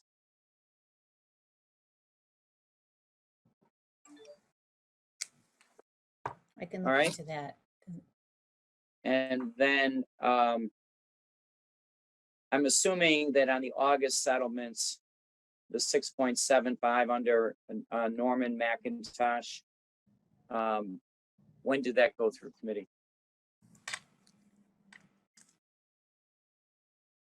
Reverse conviction settlement. Oh, I'm sorry. This is Jessica Felker, Deputy Corporation Counsel. I believe that went through in April, but it was presented. It did go through. Okay, that was it. Those were my questions. Thank you. So maybe with CDOT, since it's a very, very large fee, and then just in general with CDOT, I see a lot of sidewalk damage, but the minimum I see is like 20 grand up to like 75 grand on sidewalks. So maybe more of a macro issue on that, but more specifically on the bikes. Okay, thank you. They could reach out through the chair and then we can move forward. Thank you. Thanks, Chairman. And I think the name on that was Garber. That's the one you were looking at?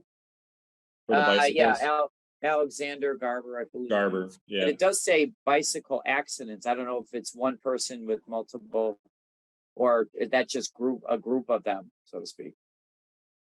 Oh, okay.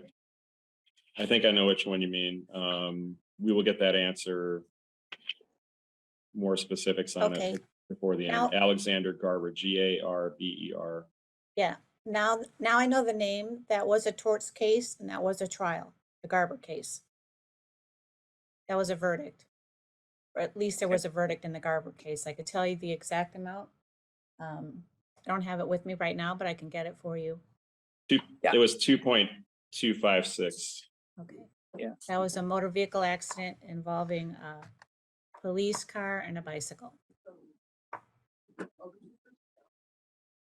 Alderman Tunney, any others? Yeah, and just to end this thought on that, with a settlement that large, wouldn't that be a separate item in the finance committee? That was Or is that a settlement, or is that, I'm sorry, that was a verdict again? So we don't have anything, once it's a verdict, we decide we're going to trial and that's the result of the trial. correct. Okay. All right, yep, got it. Thanks. Thank you. Any other information we get on that one, we'll provide to members through the chair. Alderman Osterman? Just add me to the roll if you could, Mr. Chairman. Oh, all right.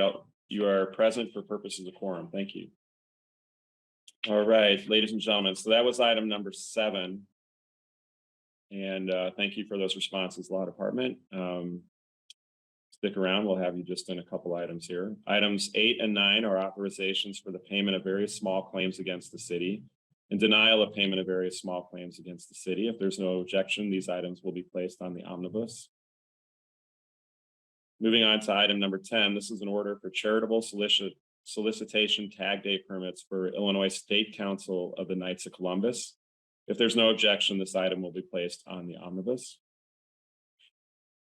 And let me just note too that this is an annual volunteer fundraising event where they collect funds to provide services for those with intellectual disabilities. So this, as you know, pops up each year, and we always make sure that they get the permit.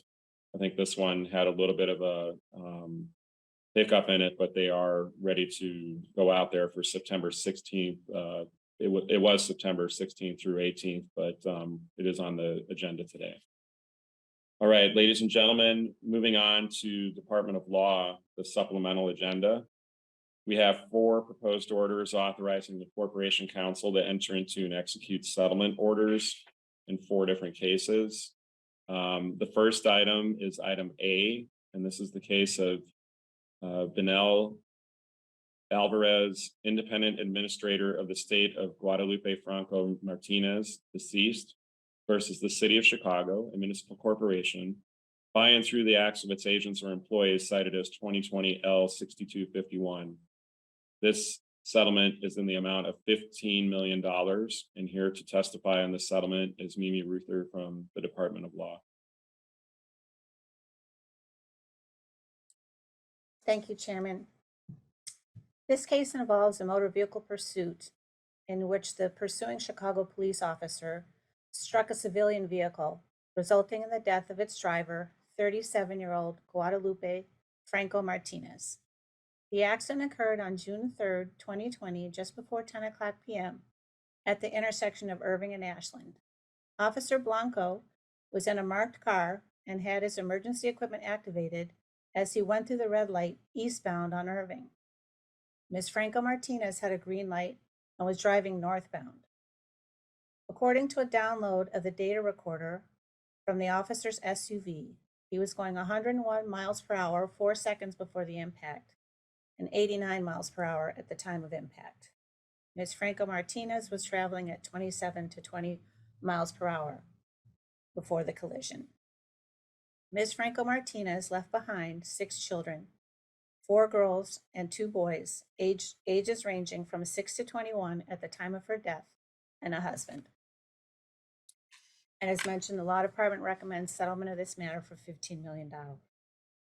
Now, this was the second of 2 related pursuits on that date. The first pursuit involved a stolen black Jeep associated with multiple shootings and a homicide that was spotted on the south side and then going north on the Dan Ryan from 95th. It was picked up by the Chicago police helicopter around 9:00 p.m. and tracked throughout the city and at points pursued by the Illinois State Police and Chicago Police. Illinois State Police had been notified by Chicago when the Jeep was traveling on the Dan Ryan. The route of the Jeep generally was north first on the highway, then north on Milwaukee Avenue into the Jefferson Park neighborhood, back south on the highway to Addison, then south on Elston to around Fullerton or Armitage, then back north onto I-90 to Irving Park Road where it exited. A news helicopter was broadcasting the flight of the Jeep on Elston and then north on the highway. Video footage of the Jeep shows it speeding and changing lanes as it travels north on the highway before exiting at Irving. An ISP report reflects that ISP was in pursuit at this point and states that the Jeep was going in speeds of excess of 110 miles per hour. With respect to CPD, there had been prior termination orders in connection with the Jeep by district supervisors, but during this lag on I-90, ISP was in pursuit. The Jeep crashed when it exited at Irving Park, and several ISP and CPD officers were on the scene quickly. The driver of the black Jeep was apprehended, but its lone passenger, Marcel Oliver, 22 years old at the time, fled on foot to a gas station at Irving and Pulaski, where he carjacked a silver Nissan Rogue, while ISP, CPD, and the owner of the Nissan Rogue tried to stop him. And this was also on news video that was broadcast at the time. Officer Blanco and his partner were in a marked 14th District car right next to the gas station when the silver Nissan pulled out and turned to go east on Irving. They activated their license siren and chased him 3.2 miles down Irving Park Road to Ashland where the accident occurred. Street video and helicopter video show the pursuit down Irving, including both cars going into the wrong lane through an area of construction just east of California in the area of the river. In addition to the data recorder from 5 seconds before the accident, GPS from Officer Blanco's SUV shows a data point about a mile west of Ashland of 84 miles per hour. There's CDOT video from the intersection of Irving and Ashland, which shows the silver Nissan going through the red light, followed by the police car going through the red light, which strikes Ms. Franco Martinez's car with great force, causing it to spin out. Subsequent body-worn camera footage from officers responding to the scene show Ms. Franco Martinez moaning in her car. She had to be extricated from her car by the Chicago Fire Department and was taken to the hospital and into emergency surgery, where she died. Marcel Oliver was caught by the police about 20 minutes later and charged with multiple offenses. The plaintiff alleges that the city of Chicago, through its officers, were willful and wanton by engaging in both pursuits at high speeds and for excessive distances, failing to terminate, and in particular with respect to the pursuit on Irving, disregarding the red light at Ashland and entering the intersection at a high rate of speed, and failing to keep a proper lookout for Ms. Franco Martinez's car. The plaintiffs allege in their complaint that the city of Chicago, through its officers, violated its general order on motor vehicle pursuits. The general order includes a balancing test, which is initiation, continuation, and supervisory authority for a motor vehicle pursuit, must conform to the balancing test, which is whether the necessity to immediately apprehend the suspect outweighs the level of inherent danger created by the pursuit. Considerations in the general order include the speeds involved, maneuvering of the vehicles, and the volume of traffic. In addition, the plaintiff may rely on the City of Chicago Police Department's General Order on Emergency Driving, which provides that when an officer is engaged in emergency driving, the officer may enter on a red light, but only after slowing as may be necessary for safe driving, and may exceed the speed limit as long as he does not endanger life or property. While both pursuits were for very serious offenses, there is a likelihood that a jury would find that the need to immediately apprehend the driver of the silver Nissan SUV was not outweighed by the inherent risk of pursuit down Irving Park Road, given the speeds involved, and that a jury may likely find that Officer Blanco was willful and wanton when he entered the intersection of Irving and Ashland. Now, prior to the pandemic, Ms. Franco Martinez lived in Rockford and worked at a factory on the night shift so she could be there in the morning to get her children off to school. And she was laid off during the pandemic, had family in Chicago, and moved here shortly before the accident. She was living in Chicago with her four youngest children, ages 6, 7, 11, and 17 at the time. Her oldest daughter lived in Rockford, and her oldest son lived in Mexico with his grandparents. Her husband was in custody of ICE. On the night of the accident, she was going home from her first night as a dishwasher in a nearby pizzeria. Her sister-in-law described her as being like a single mother whose children were everything. Her estate seeks damages for pain and suffering allegedly experienced by her before her death as a result of the collision, and also pleads a claim of wrongful death for the family members who survived her. Such a claim includes grief and sorrow to the family members and loss of society to them. The loss of society claim includes the lost love, affection, care, attention, companionship, comfort, guidance, and protection as a result of her death. And a jury would be instructed that in the case of children and a husband, the law presumes a substantial loss to them from the death. There will be enormous sympathy for the family of Ms. Franco Martinez, who endured such a tragic event. And if a jury were to award damages in this case, it could be significantly higher than the recommended settlement amount of $15 million. And I'd be happy to take any questions that anyone has. Thank you, Mimi. Alderman Sposato, to start out with questions. Thank you, Chairman. Thank you once again, Mimi. Let me preface my questioning here that I 100% support this, okay, everybody? So I 100% support this. Once again, 100% support it. So my question is, Mimi, and I didn't ask you when in a briefing that I was at. It's just a curiosity question. All it really is.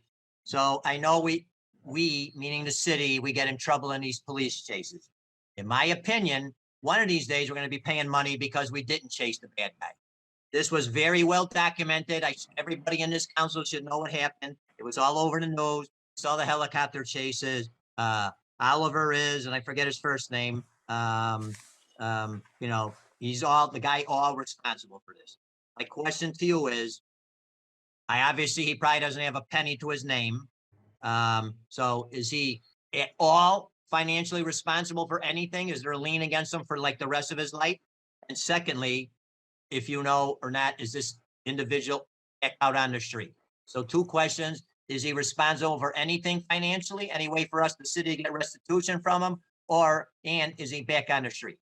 Okay, so he could be liable based on a jury verdict, but he's not going to be able to pay any amount of it. Right. No, Or- it's just the reality of the situation.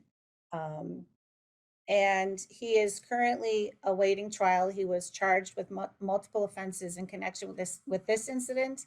And my understanding is he's still awaiting trial. In jail or waiting trial on home confinement? I'd have to check on that. I don't think it's home confinement.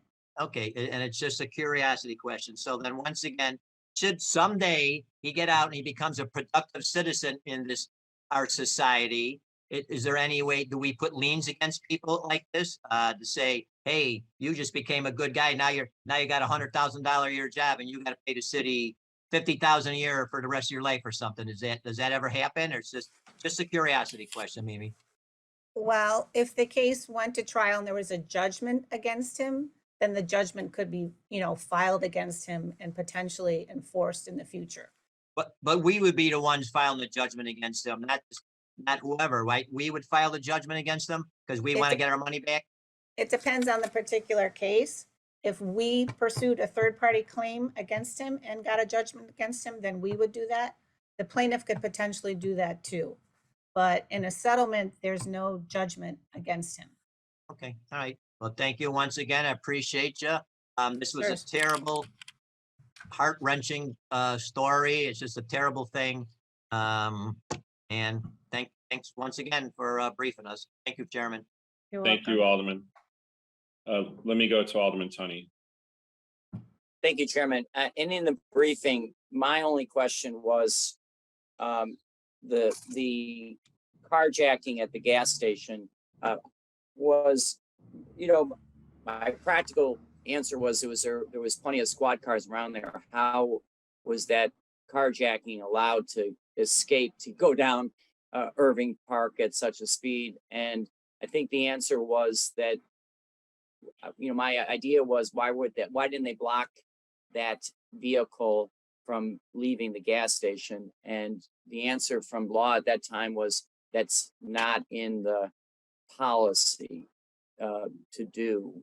Did you find out any more information about my question when we did the briefing, or an answer to that? Well, one of the things that we discussed is that there's a prohibition in the policy on pursuits of blocking someone in. However, technically, you could argue that this happened before the pursuit of the silver Nissan. He was just taking off, but I really don't think anybody was in a position, based on my view of the video from the news camera. I don't think anybody was really in a position to try to block that car physically with their police car. And this did happen very quickly. Was there any video in the gas station? We checked on that. Law does not have a video from the gas station. There's very good video from the news helicopter. We don't have a video from the gas station. There may be one inventoried by Chicago police. I don't know the answer, but I have not seen the gas station video. Yeah. All right. I have my own opinion about it. I just think that this was a profile case that had been hours in the making. I'm sure there were lots and lots of squad cars, both Illinois State and Chicago Police. And that gas station should have been surrounded by people, by squad cars. So it is what it is. Thank you. Sure. Thanks, Alderman. Alderman Urban.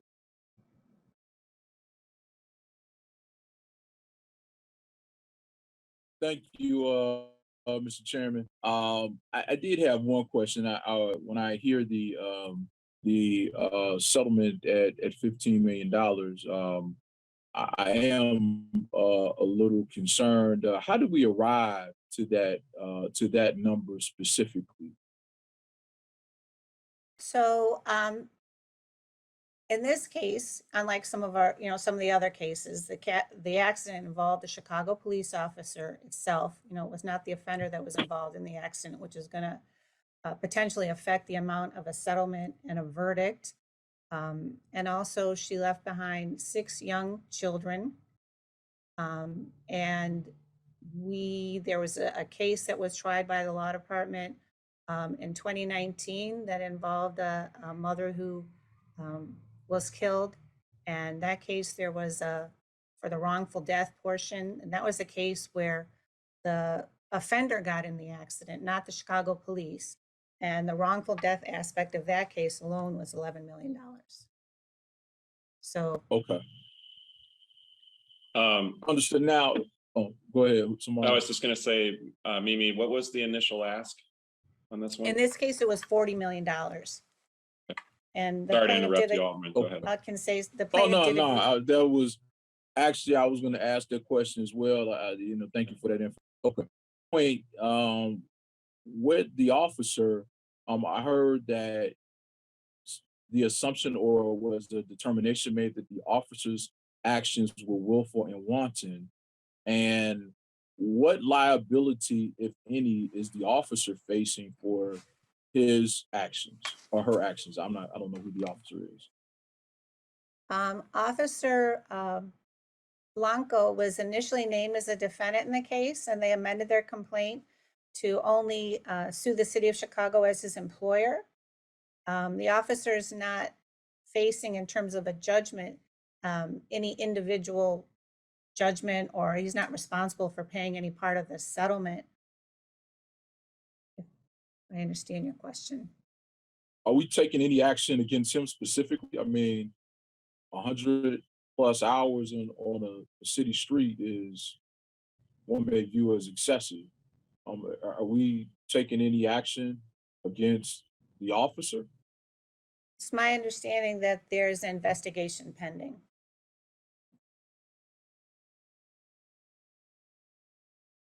What does that? Well, I wasn't sure if you meant in terms of disciplinary action or financial action, but I would argue both.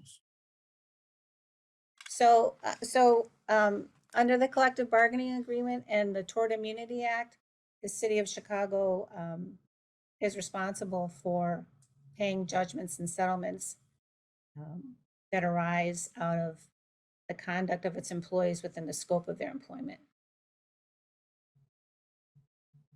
But as we've talked about this previously, maybe not with you, but at some point, doesn't one go beyond the blanket, get outside of the lines of that when their actions are willful and wanton, which in some case may be thought about here. I mean, this is just a scenario, if a Chicago police officer goes in a bank and robs a bank in uniform, is that our issue because he committed a crime? I'm just saying that we can't say that that's a total blanket here. I mean, at some point, there are limits to that. And my question is this officer outside of the limits of protection? He would not be deemed outside of the scope of his employment in this situation, unlike a situation where somebody, I think you said robbed a bank or something like that.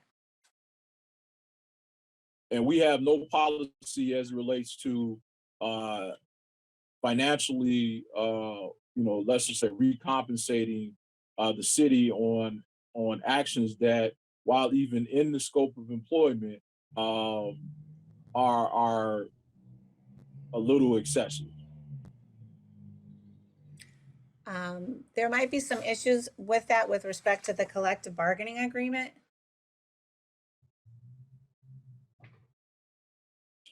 Is that something that through the chair that you could get back to us on? I could. Now, again, I'm not, saying that the members of the police department are engaged in this type of a practice, but there have been some cases where some things just defy logic and the gravity of these situations that we need to be, looking at this, because at the end of the day, only the taxpayers in the city of Chicago are on the hook for whatever actions or inaction that occurs by our employees. So I am concerned about that. I mean, this number, and I'm sad to see what happened, and the fact that so many young kids are left behind in this tragic incident. But at some point, we've got to ask the question of ourselves, should we also ask our employees that do these things to share in the financial obligation that is being borne to the taxpayers of the city? Thank you, Mr. Chairman. Thank you, Alderman. Let me go to Alderman Moore, and then I'll come back to Alderman Sposato. Alderman Moore.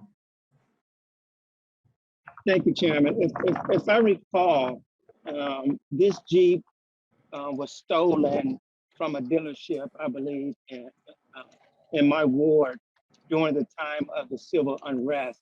If I also recall, if somebody can verify me, was this Jeep also involved in a shooting or a murder sometime during that week or that day before the foot chase? Can someone ask that question? Answer that question? I can, according to the information I have, it was associated with previous shootings and potential homicide. And I think some of that was in the suburbs. I don't recall exactly where, but yes, it was suspected of being associated with such crimes. Absolutely. And so as unfortunate of an accident as this is, and very sorry about it, and I'm sure the officer is also feeling just as bad. Yes, we have to be mindful of how we pursue, but given the fact that also we're dealing with police officers, we're dealing with human beings trying to get someone dangerous off the street. So this is an unfortunate accident that, as Alderman Nick Sposato said, is caused by basically one person, and that's the person who willfully or wanted it, if you want to use those words, went and robbed a dealership during the civil unrest. Had nothing to do with protesting against, the violence with George Floyd, but someone who was an opportunist to do not only steal a vehicle, but do some crime by shooting someone. And unfortunately, an innocent victim became, was killed during this incident. So as we I also want to remind, the police officers to do the right thing. This was a situation that this police officer, I think, was trying to do his job and do it the right way. And it was an unfortunate incident. That's the sole responsibility of the person who stole the car and did the shooting. So I definitely support this settlement, and hope that the family can find some sort of, it won't be complete, but some sort of relief. Thank you, Alderman. Alderman Sposato. Thank you, Chairman. Thank you, Alderman Moore, for those words of wisdom from what happened. It was a terrible tragedy once again, but I didn't ask one question, Mimi. So since it was brought up by one of my colleagues about the individuals that were involved with this, and we know in the briefing, we were told there's a pending investigation, which to me is rather odd because it's over 2 years ago, but that's neither here nor there. But the usual question I always ask Mimi, Caroline, and Jessica, you know what that is, and I didn't ask it in the briefing. I didn't ask it this time.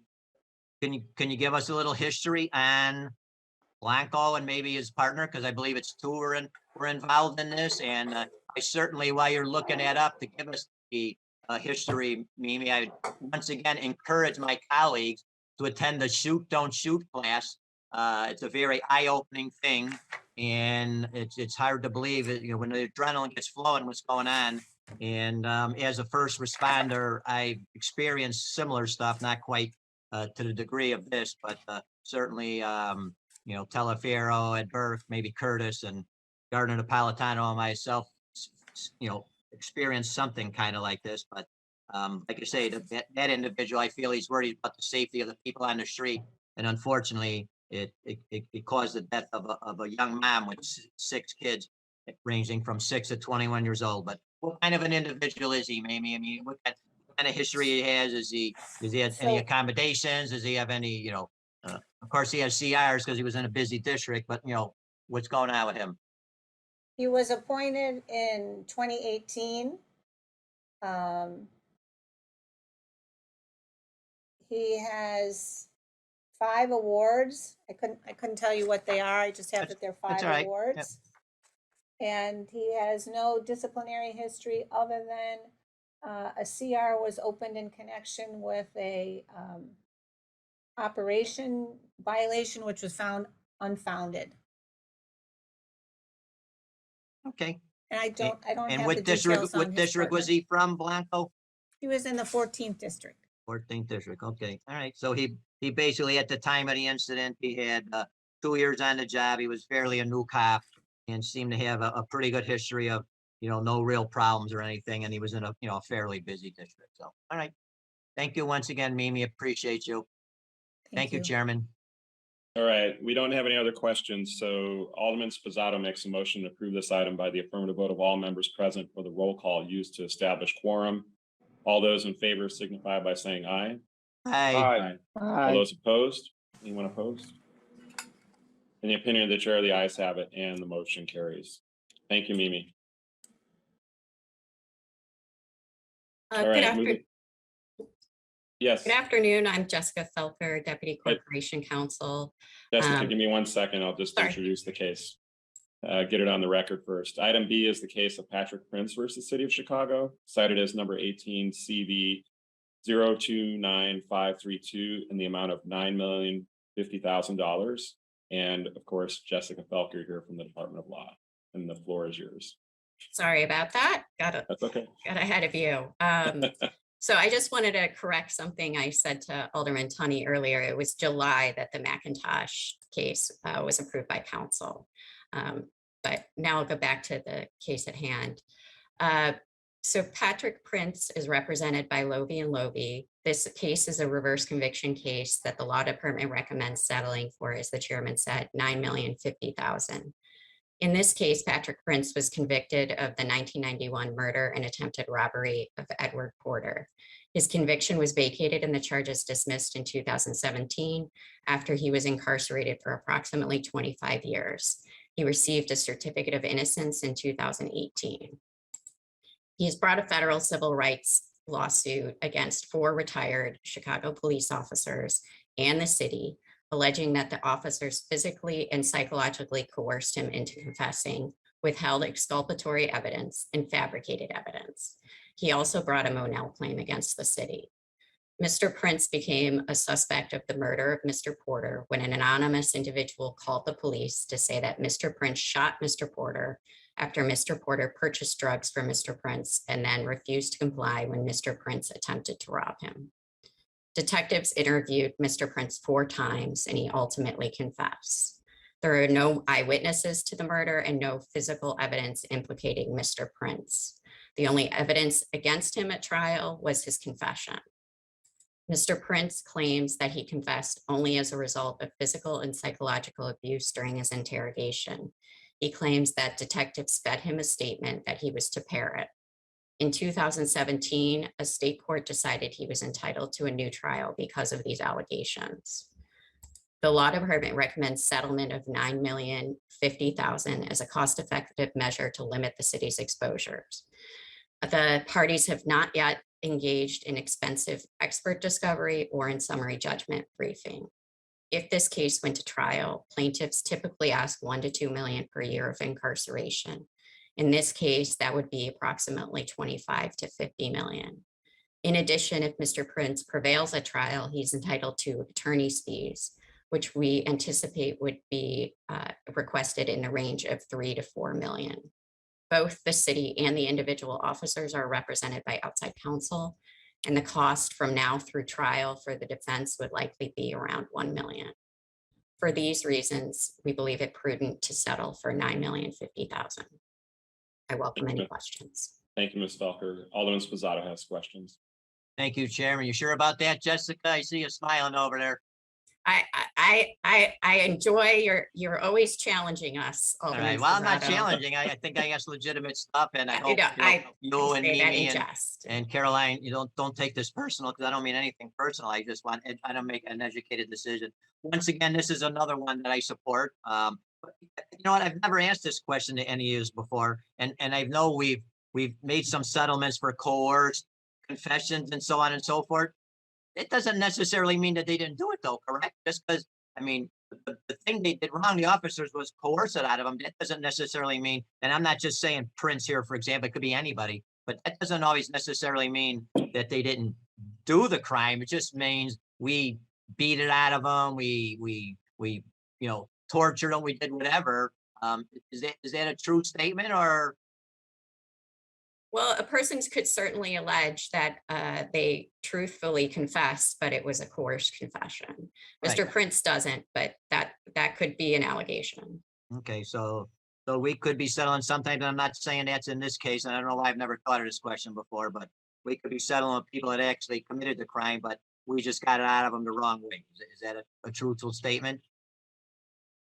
It would, again, depend on the Possibly. case, but Right, it depends on the case, but it's a possibility. it's a possibility. All right, that's all. I'm not trying to trick you or anything. It's just, I don't know why I never asked that question before. For some reason, it just hit me right now.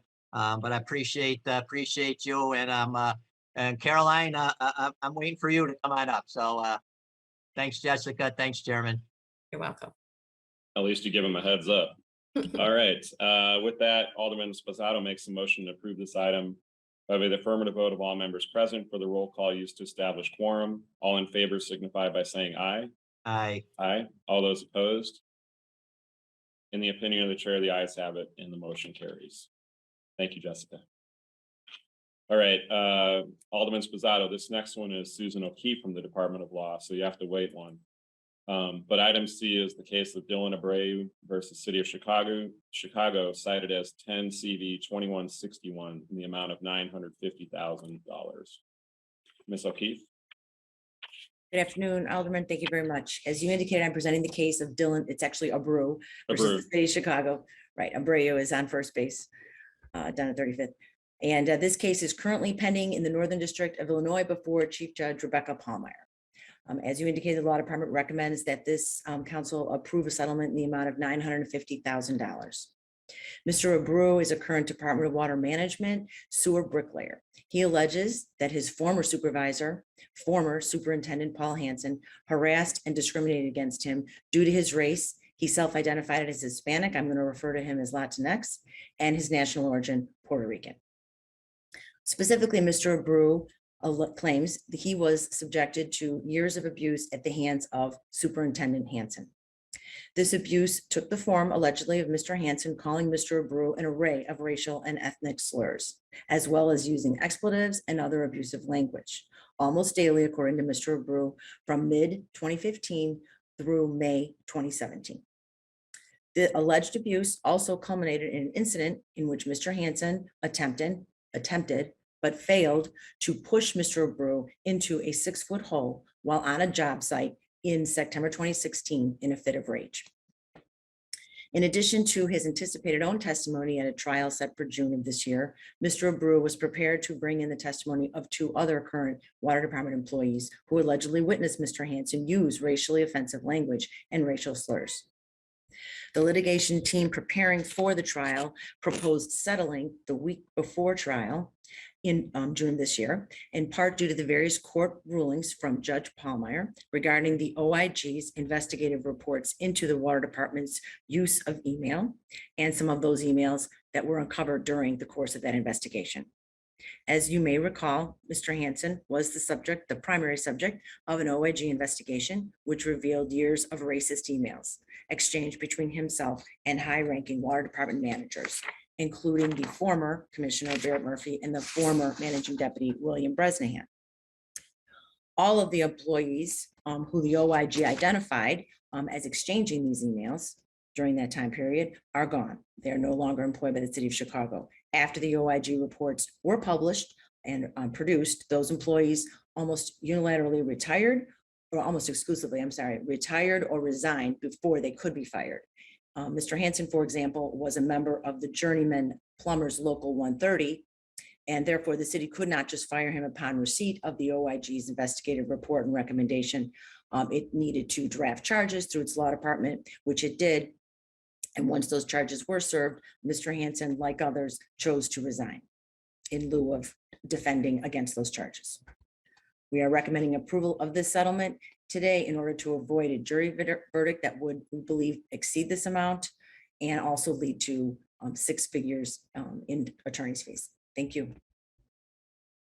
Thank you, Ms. O'Keefe. I have a question first. Do the other alleged acts that you mentioned at the beginning or founded facts in his entire file, all the other acts that he might have committed, do they play into the settlement on the plaintiff side, or is that just focused on Mr. Abreu and specifically the comments made to him, or can that build up as part of their case? We focused on what happened to Mr. Abreu, and we were fighting in front of the judge that she should not expand it beyond what happened to Mr. Abreu and a certain segment of the emails. And she was intending to allow more in than we obviously wanted her to, or thought was appropriate under the rules of evidence. Oh, so, okay, that makes sense. All right. Let me go to some questions for you. First off, we have Alderman Hopkins. Thank you, Mr. Chairman. No questions. I just wanted to add my affirmative vote to the previous roll call. Thank you. Okay, thank you. And also, before I go to Alderman Sposato, I wanted to recognize, make sure we had present for quorum Alderman Sawyer and Harris, but in attendance Coleman and Alderman Holman and Alderman Cardona. I saw some other names pop on there and just wanted to make sure we get everybody on the record here. And then let me go to Alderman Sposato for questions. Thank you, Chairman. Thank you, Susan. Just backtracking from the briefing, I had some notes here. I just want to ask some questions again. I believe I asked them already, but I'm not sure. So Abreu, once again, I support this, just to let everybody know. Abreu, when did he start his complaints? He filed a complaint with the city's internal office, EEO office, in September or October of 2016. Okay, yeah, because I had 15 to 17. So we, and if it's, so he was complaining for a number of years about Paul Hanson, basically. He filed a complaint in 2016. He said at his deposition that it started in 2015. Okay, so for 2 years, he's been complaining about Paul. I don't remember the year that Paul resigned. But the one thing I didn't understand, Susan, is, and I know you said Abreu was a small man. He attempted to push him in a hole. I mean, what does it mean, attempted to push someone in a hole? So, did he like fake it and make a quick move? Was he falling down and somebody grabbed him? Do you know anything on that? And if you don't, that's fine. I don't, you know. Right. Yes. How the deposition testimony played out was that Mr. Abreu alleged that Mr. Hanson walked towards him purposefully and angrily and bumped him like shoulder to shoulder, and he did not fall into the hole. And others at the work site indicated he wasn't near the hole. Some said it was a little too close to the hole. So we had arguments about that incident, but he definitely made contact, physical contact. All right, so it was like a shoulder bump or hip check or something like that, and that was one of the ways that Abreu felt he was being intimidated by his boss or harassed and so on and so forth. That's accurate. Okay, thank you, Susan. Thank you, Chairman. You're welcome. Alderman Napolitano. Thank you, Chairman. I just jumped back on, so if I'm asking a question that Alderman Sposato was just bringing up, just cut me off really quick. Very quick question on this, as far as the victim and the city employee that is being held or has retired. In any of those emails or any of those transactions of anything going on, was Mr. Abreu's name in there that was filed under a racially inclined or racial statements that he had in his emails? No, the emails that were uncovered, they would make fun of many ethnic groups, but Puerto Ricans definitely, but they didn't identify or Latinx. They didn't identify Mr. Abreu specifically. They did not. Okay. And you had stated too earlier that as far as the city employee, it has been witnessed on many occasions in public as well. People had witnessed him making racial statements as well. Were any of those on scene with Mr. Abreu? Like, what I'm basically asking is for a case like this, and not to say that Mr. Abreu is not telling the truth, which I believe he most likely he probably is. Is there proof on that in any type of situation that this person has made statements against Mr. Abreu in the presence of other people that would testify in court that these statements were made, or as far as pushing him into the hole? So definitely he had on his list of witnesses, 2 individuals who were deposed, who would have testified that they had heard Mr. Hansen use racial epithets on site while working for the water department. Regarding the incident with the hole, there were no racial comments that I'm reflecting on that deposition.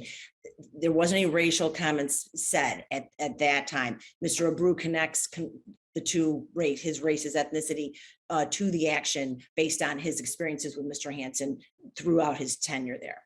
Okay. And as far as the 2 people, and I apologize if I misunderstood, as far as the 2 individuals, they can testify that he was making those racial statements at Mr. Abreu or just in general? In general, he was okay making racist comments to various subgroups.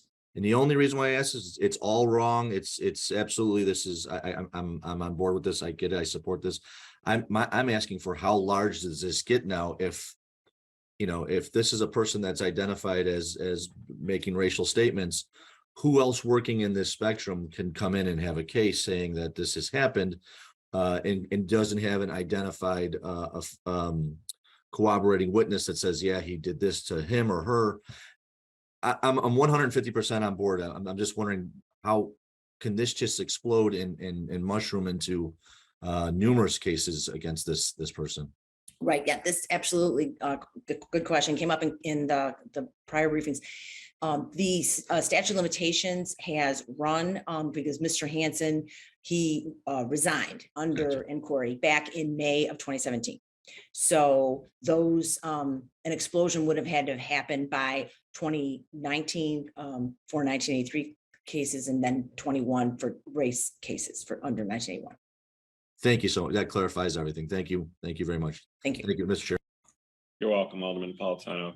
And Susan, I think this came up in our briefings, but we talked a little bit about the city training that needed to take place via human resources for this type of harassment, this type of the whole gamut of it. I think not just for the water department, but department-wide, throughout the city. So did any of that come up in the settlement briefings as well, about how much the city moved forward, if they did at all, on training for all these individuals that are still at the department? Yes, he's now a former commissioner as well, but Ms. Randy Connor, when he came in that summer, he immediately required the training of the entire department, which is, as you all know, a very large department, and that did happen. I believe some training happened the following summer. I believe some training filed into the following summer. The pandemic has definitely caused disruption. And that did get raised in this case, definitely. But I'm hopeful. I'm very hopeful for the future and for what's going on currently. Yeah, and that's less for you to deal with than it is for human resources, but that can be something that comes up in the budget as well. So thank you for your answers. And with that, Alderman Napolitano moves to approve this item by the affirmative vote of all members present for the roll call used to establish quorum. All those in favor signify by saying aye. Aye. All those opposed? Aye. Thank you. All those opposed? In the opinion of the chair, the ayes have it and the motion carries.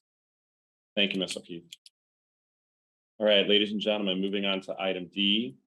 And Caroline Franzek has been patiently waiting for Alderman Sposado's questions. This is the case of Dwayne Rowlett versus City of Chicago and Chicago Police Officer Alex Rasky, cited as 17L13250 in the amount of $900,000. Caroline?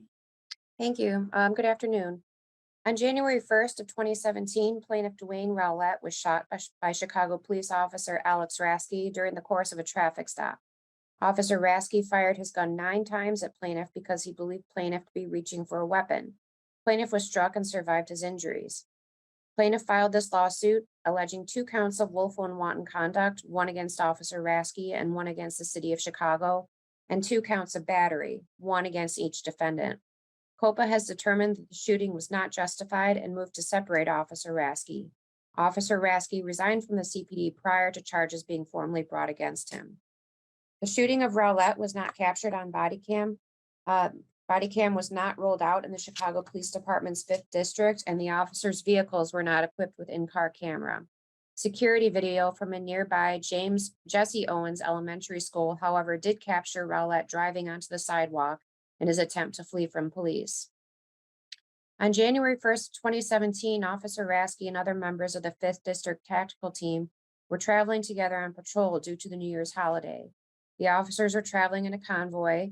Officers Wilmer Hernandez and Joseph Zaradnik were in the lead car.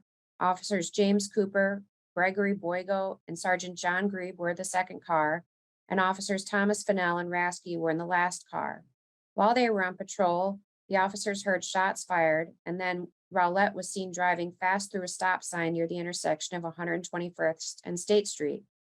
Officers Hernandez and Zaradnik activated their vehicle's emergency equipment and attempted to stop Rowlett's vehicle. Rowlett did pull over, however, as officers began to approach him, he suddenly drove up onto the sidewalk and drove southbound on the sidewalk at what appeared to be a high rate of speed for several blocks. As he fled in his vehicle on the sidewalk, the officers pursued him in their vehicles using the street. Officers Fennell and Rasky were leading the pursuit. Near the intersection of 125th and State Street, Rowlett attempted to leave the sidewalk to re-enter traffic, at which time his vehicle struck a vehicle in the roadway and a parked vehicle.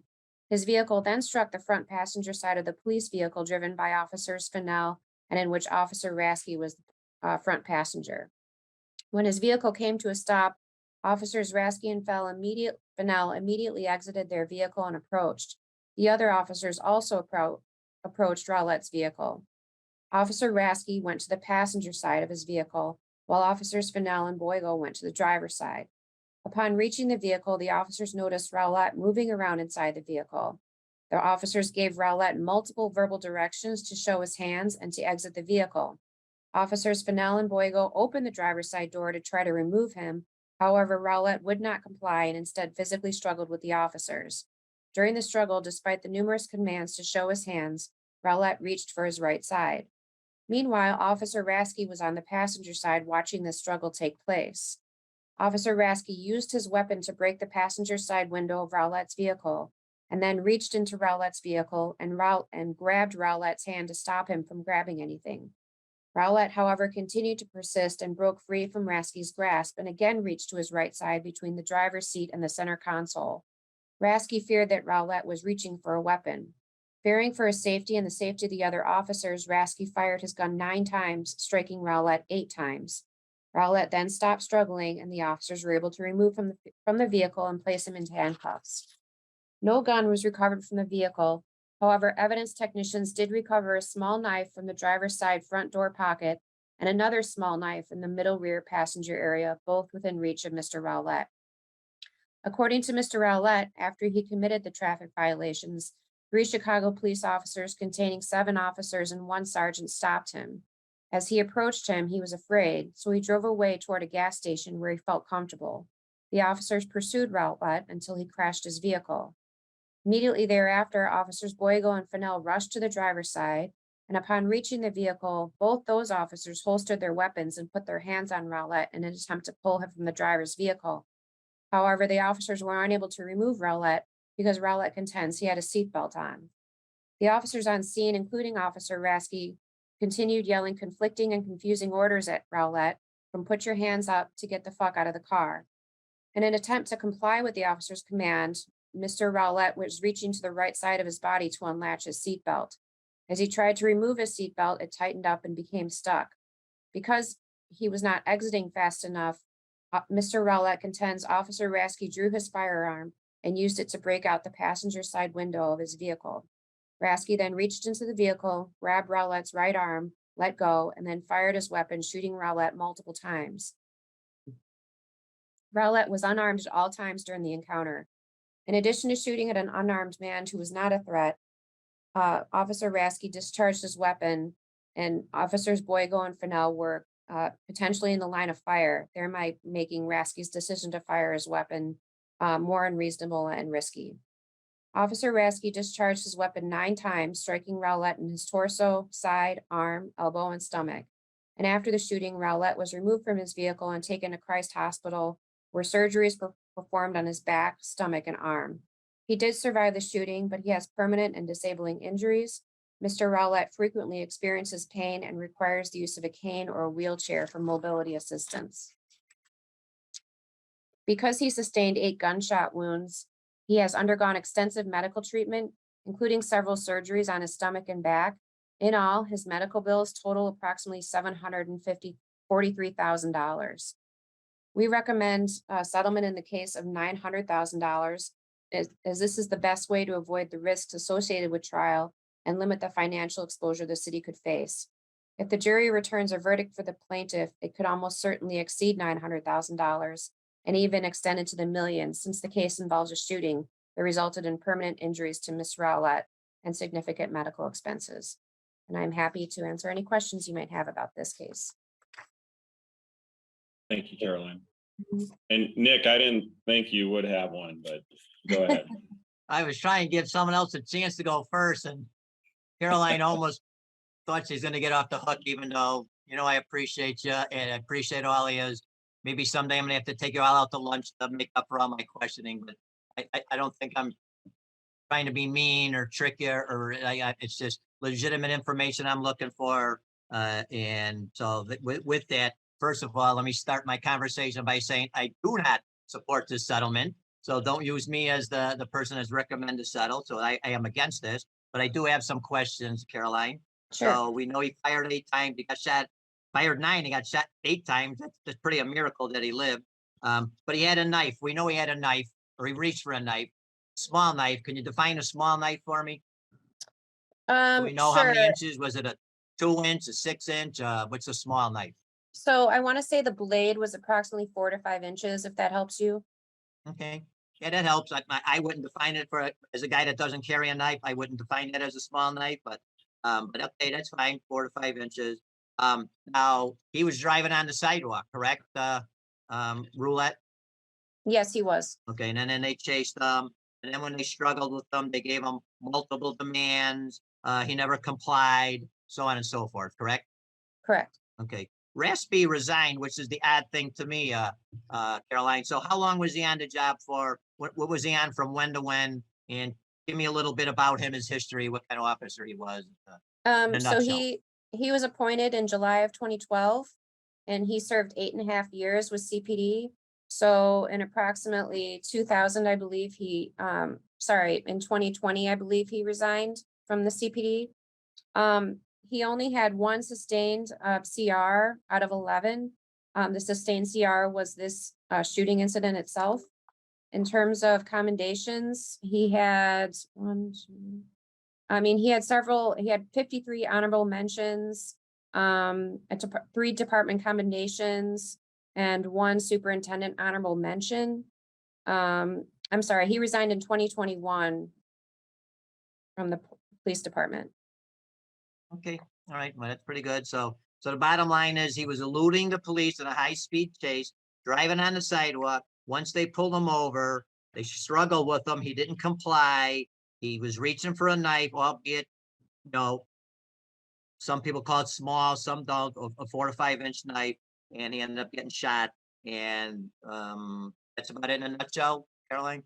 Yes, All that's right. correct. All right, well, thank you so much. I really appreciate you and the rest of the ladies with this, but I cannot support this, Chairman, so put me down for a no on this one. Thanks, Alderman. Let me Yes, go to Chairman Alderman Cardenas Quinn. is a no as well. Okay, hold on a second. Alderman Quinn, I'd like to be recorded as no. Alderman Cardenas, Alderman Quinn, Alderman Spizzato, Alderman Riley, I'd like to be recorded as a no as well, Chairman. Okay, and Alderman Tabarez, No vote. Alderman Napolitano. No, Chairman, thank you, sir. All right, I'm gonna do the motion, then I'm gonna repeat those. Alderman Villegas, No as well.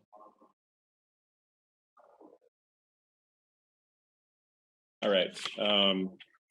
Vice Chair Harrison makes a motion to approve this item by the affirmative vote of all members present for the roll call used to establish quorum. All those in favor signify by saying aye. Aye. And for the opposed, I have Alderman Cardenas, Quinn, Tabarez, Villegas, Spozzato, Napolitano, and Riley. Anyone else wish to be recorded as no? Alderman O'Shea would like to be recorded as a no. Alderman O'Shea. Thanks, Chair. And thank you. All right, ladies and gentlemen, I'll make note of those at the city council meeting, which will be on Wednesday, September 21st. And we thank the Department of Law staff for testifying to these items or presenting these items today. Ladies and gentlemen, this concludes the agenda of the Committee on Finance. And with that, Alderwoman Dowell makes a motion to adjourn by the affirmative vote of all members present for the roll call used to establish quorum. All in favor signify by saying aye. Aye. All those opposed? If anyone wants to stick around, but in the opinion of the chair, the ayes have it. And we adjourn. We are adjourned. Thank you, everyone. Thank you, ladies. Appreciate the update. Thank you, Chairman.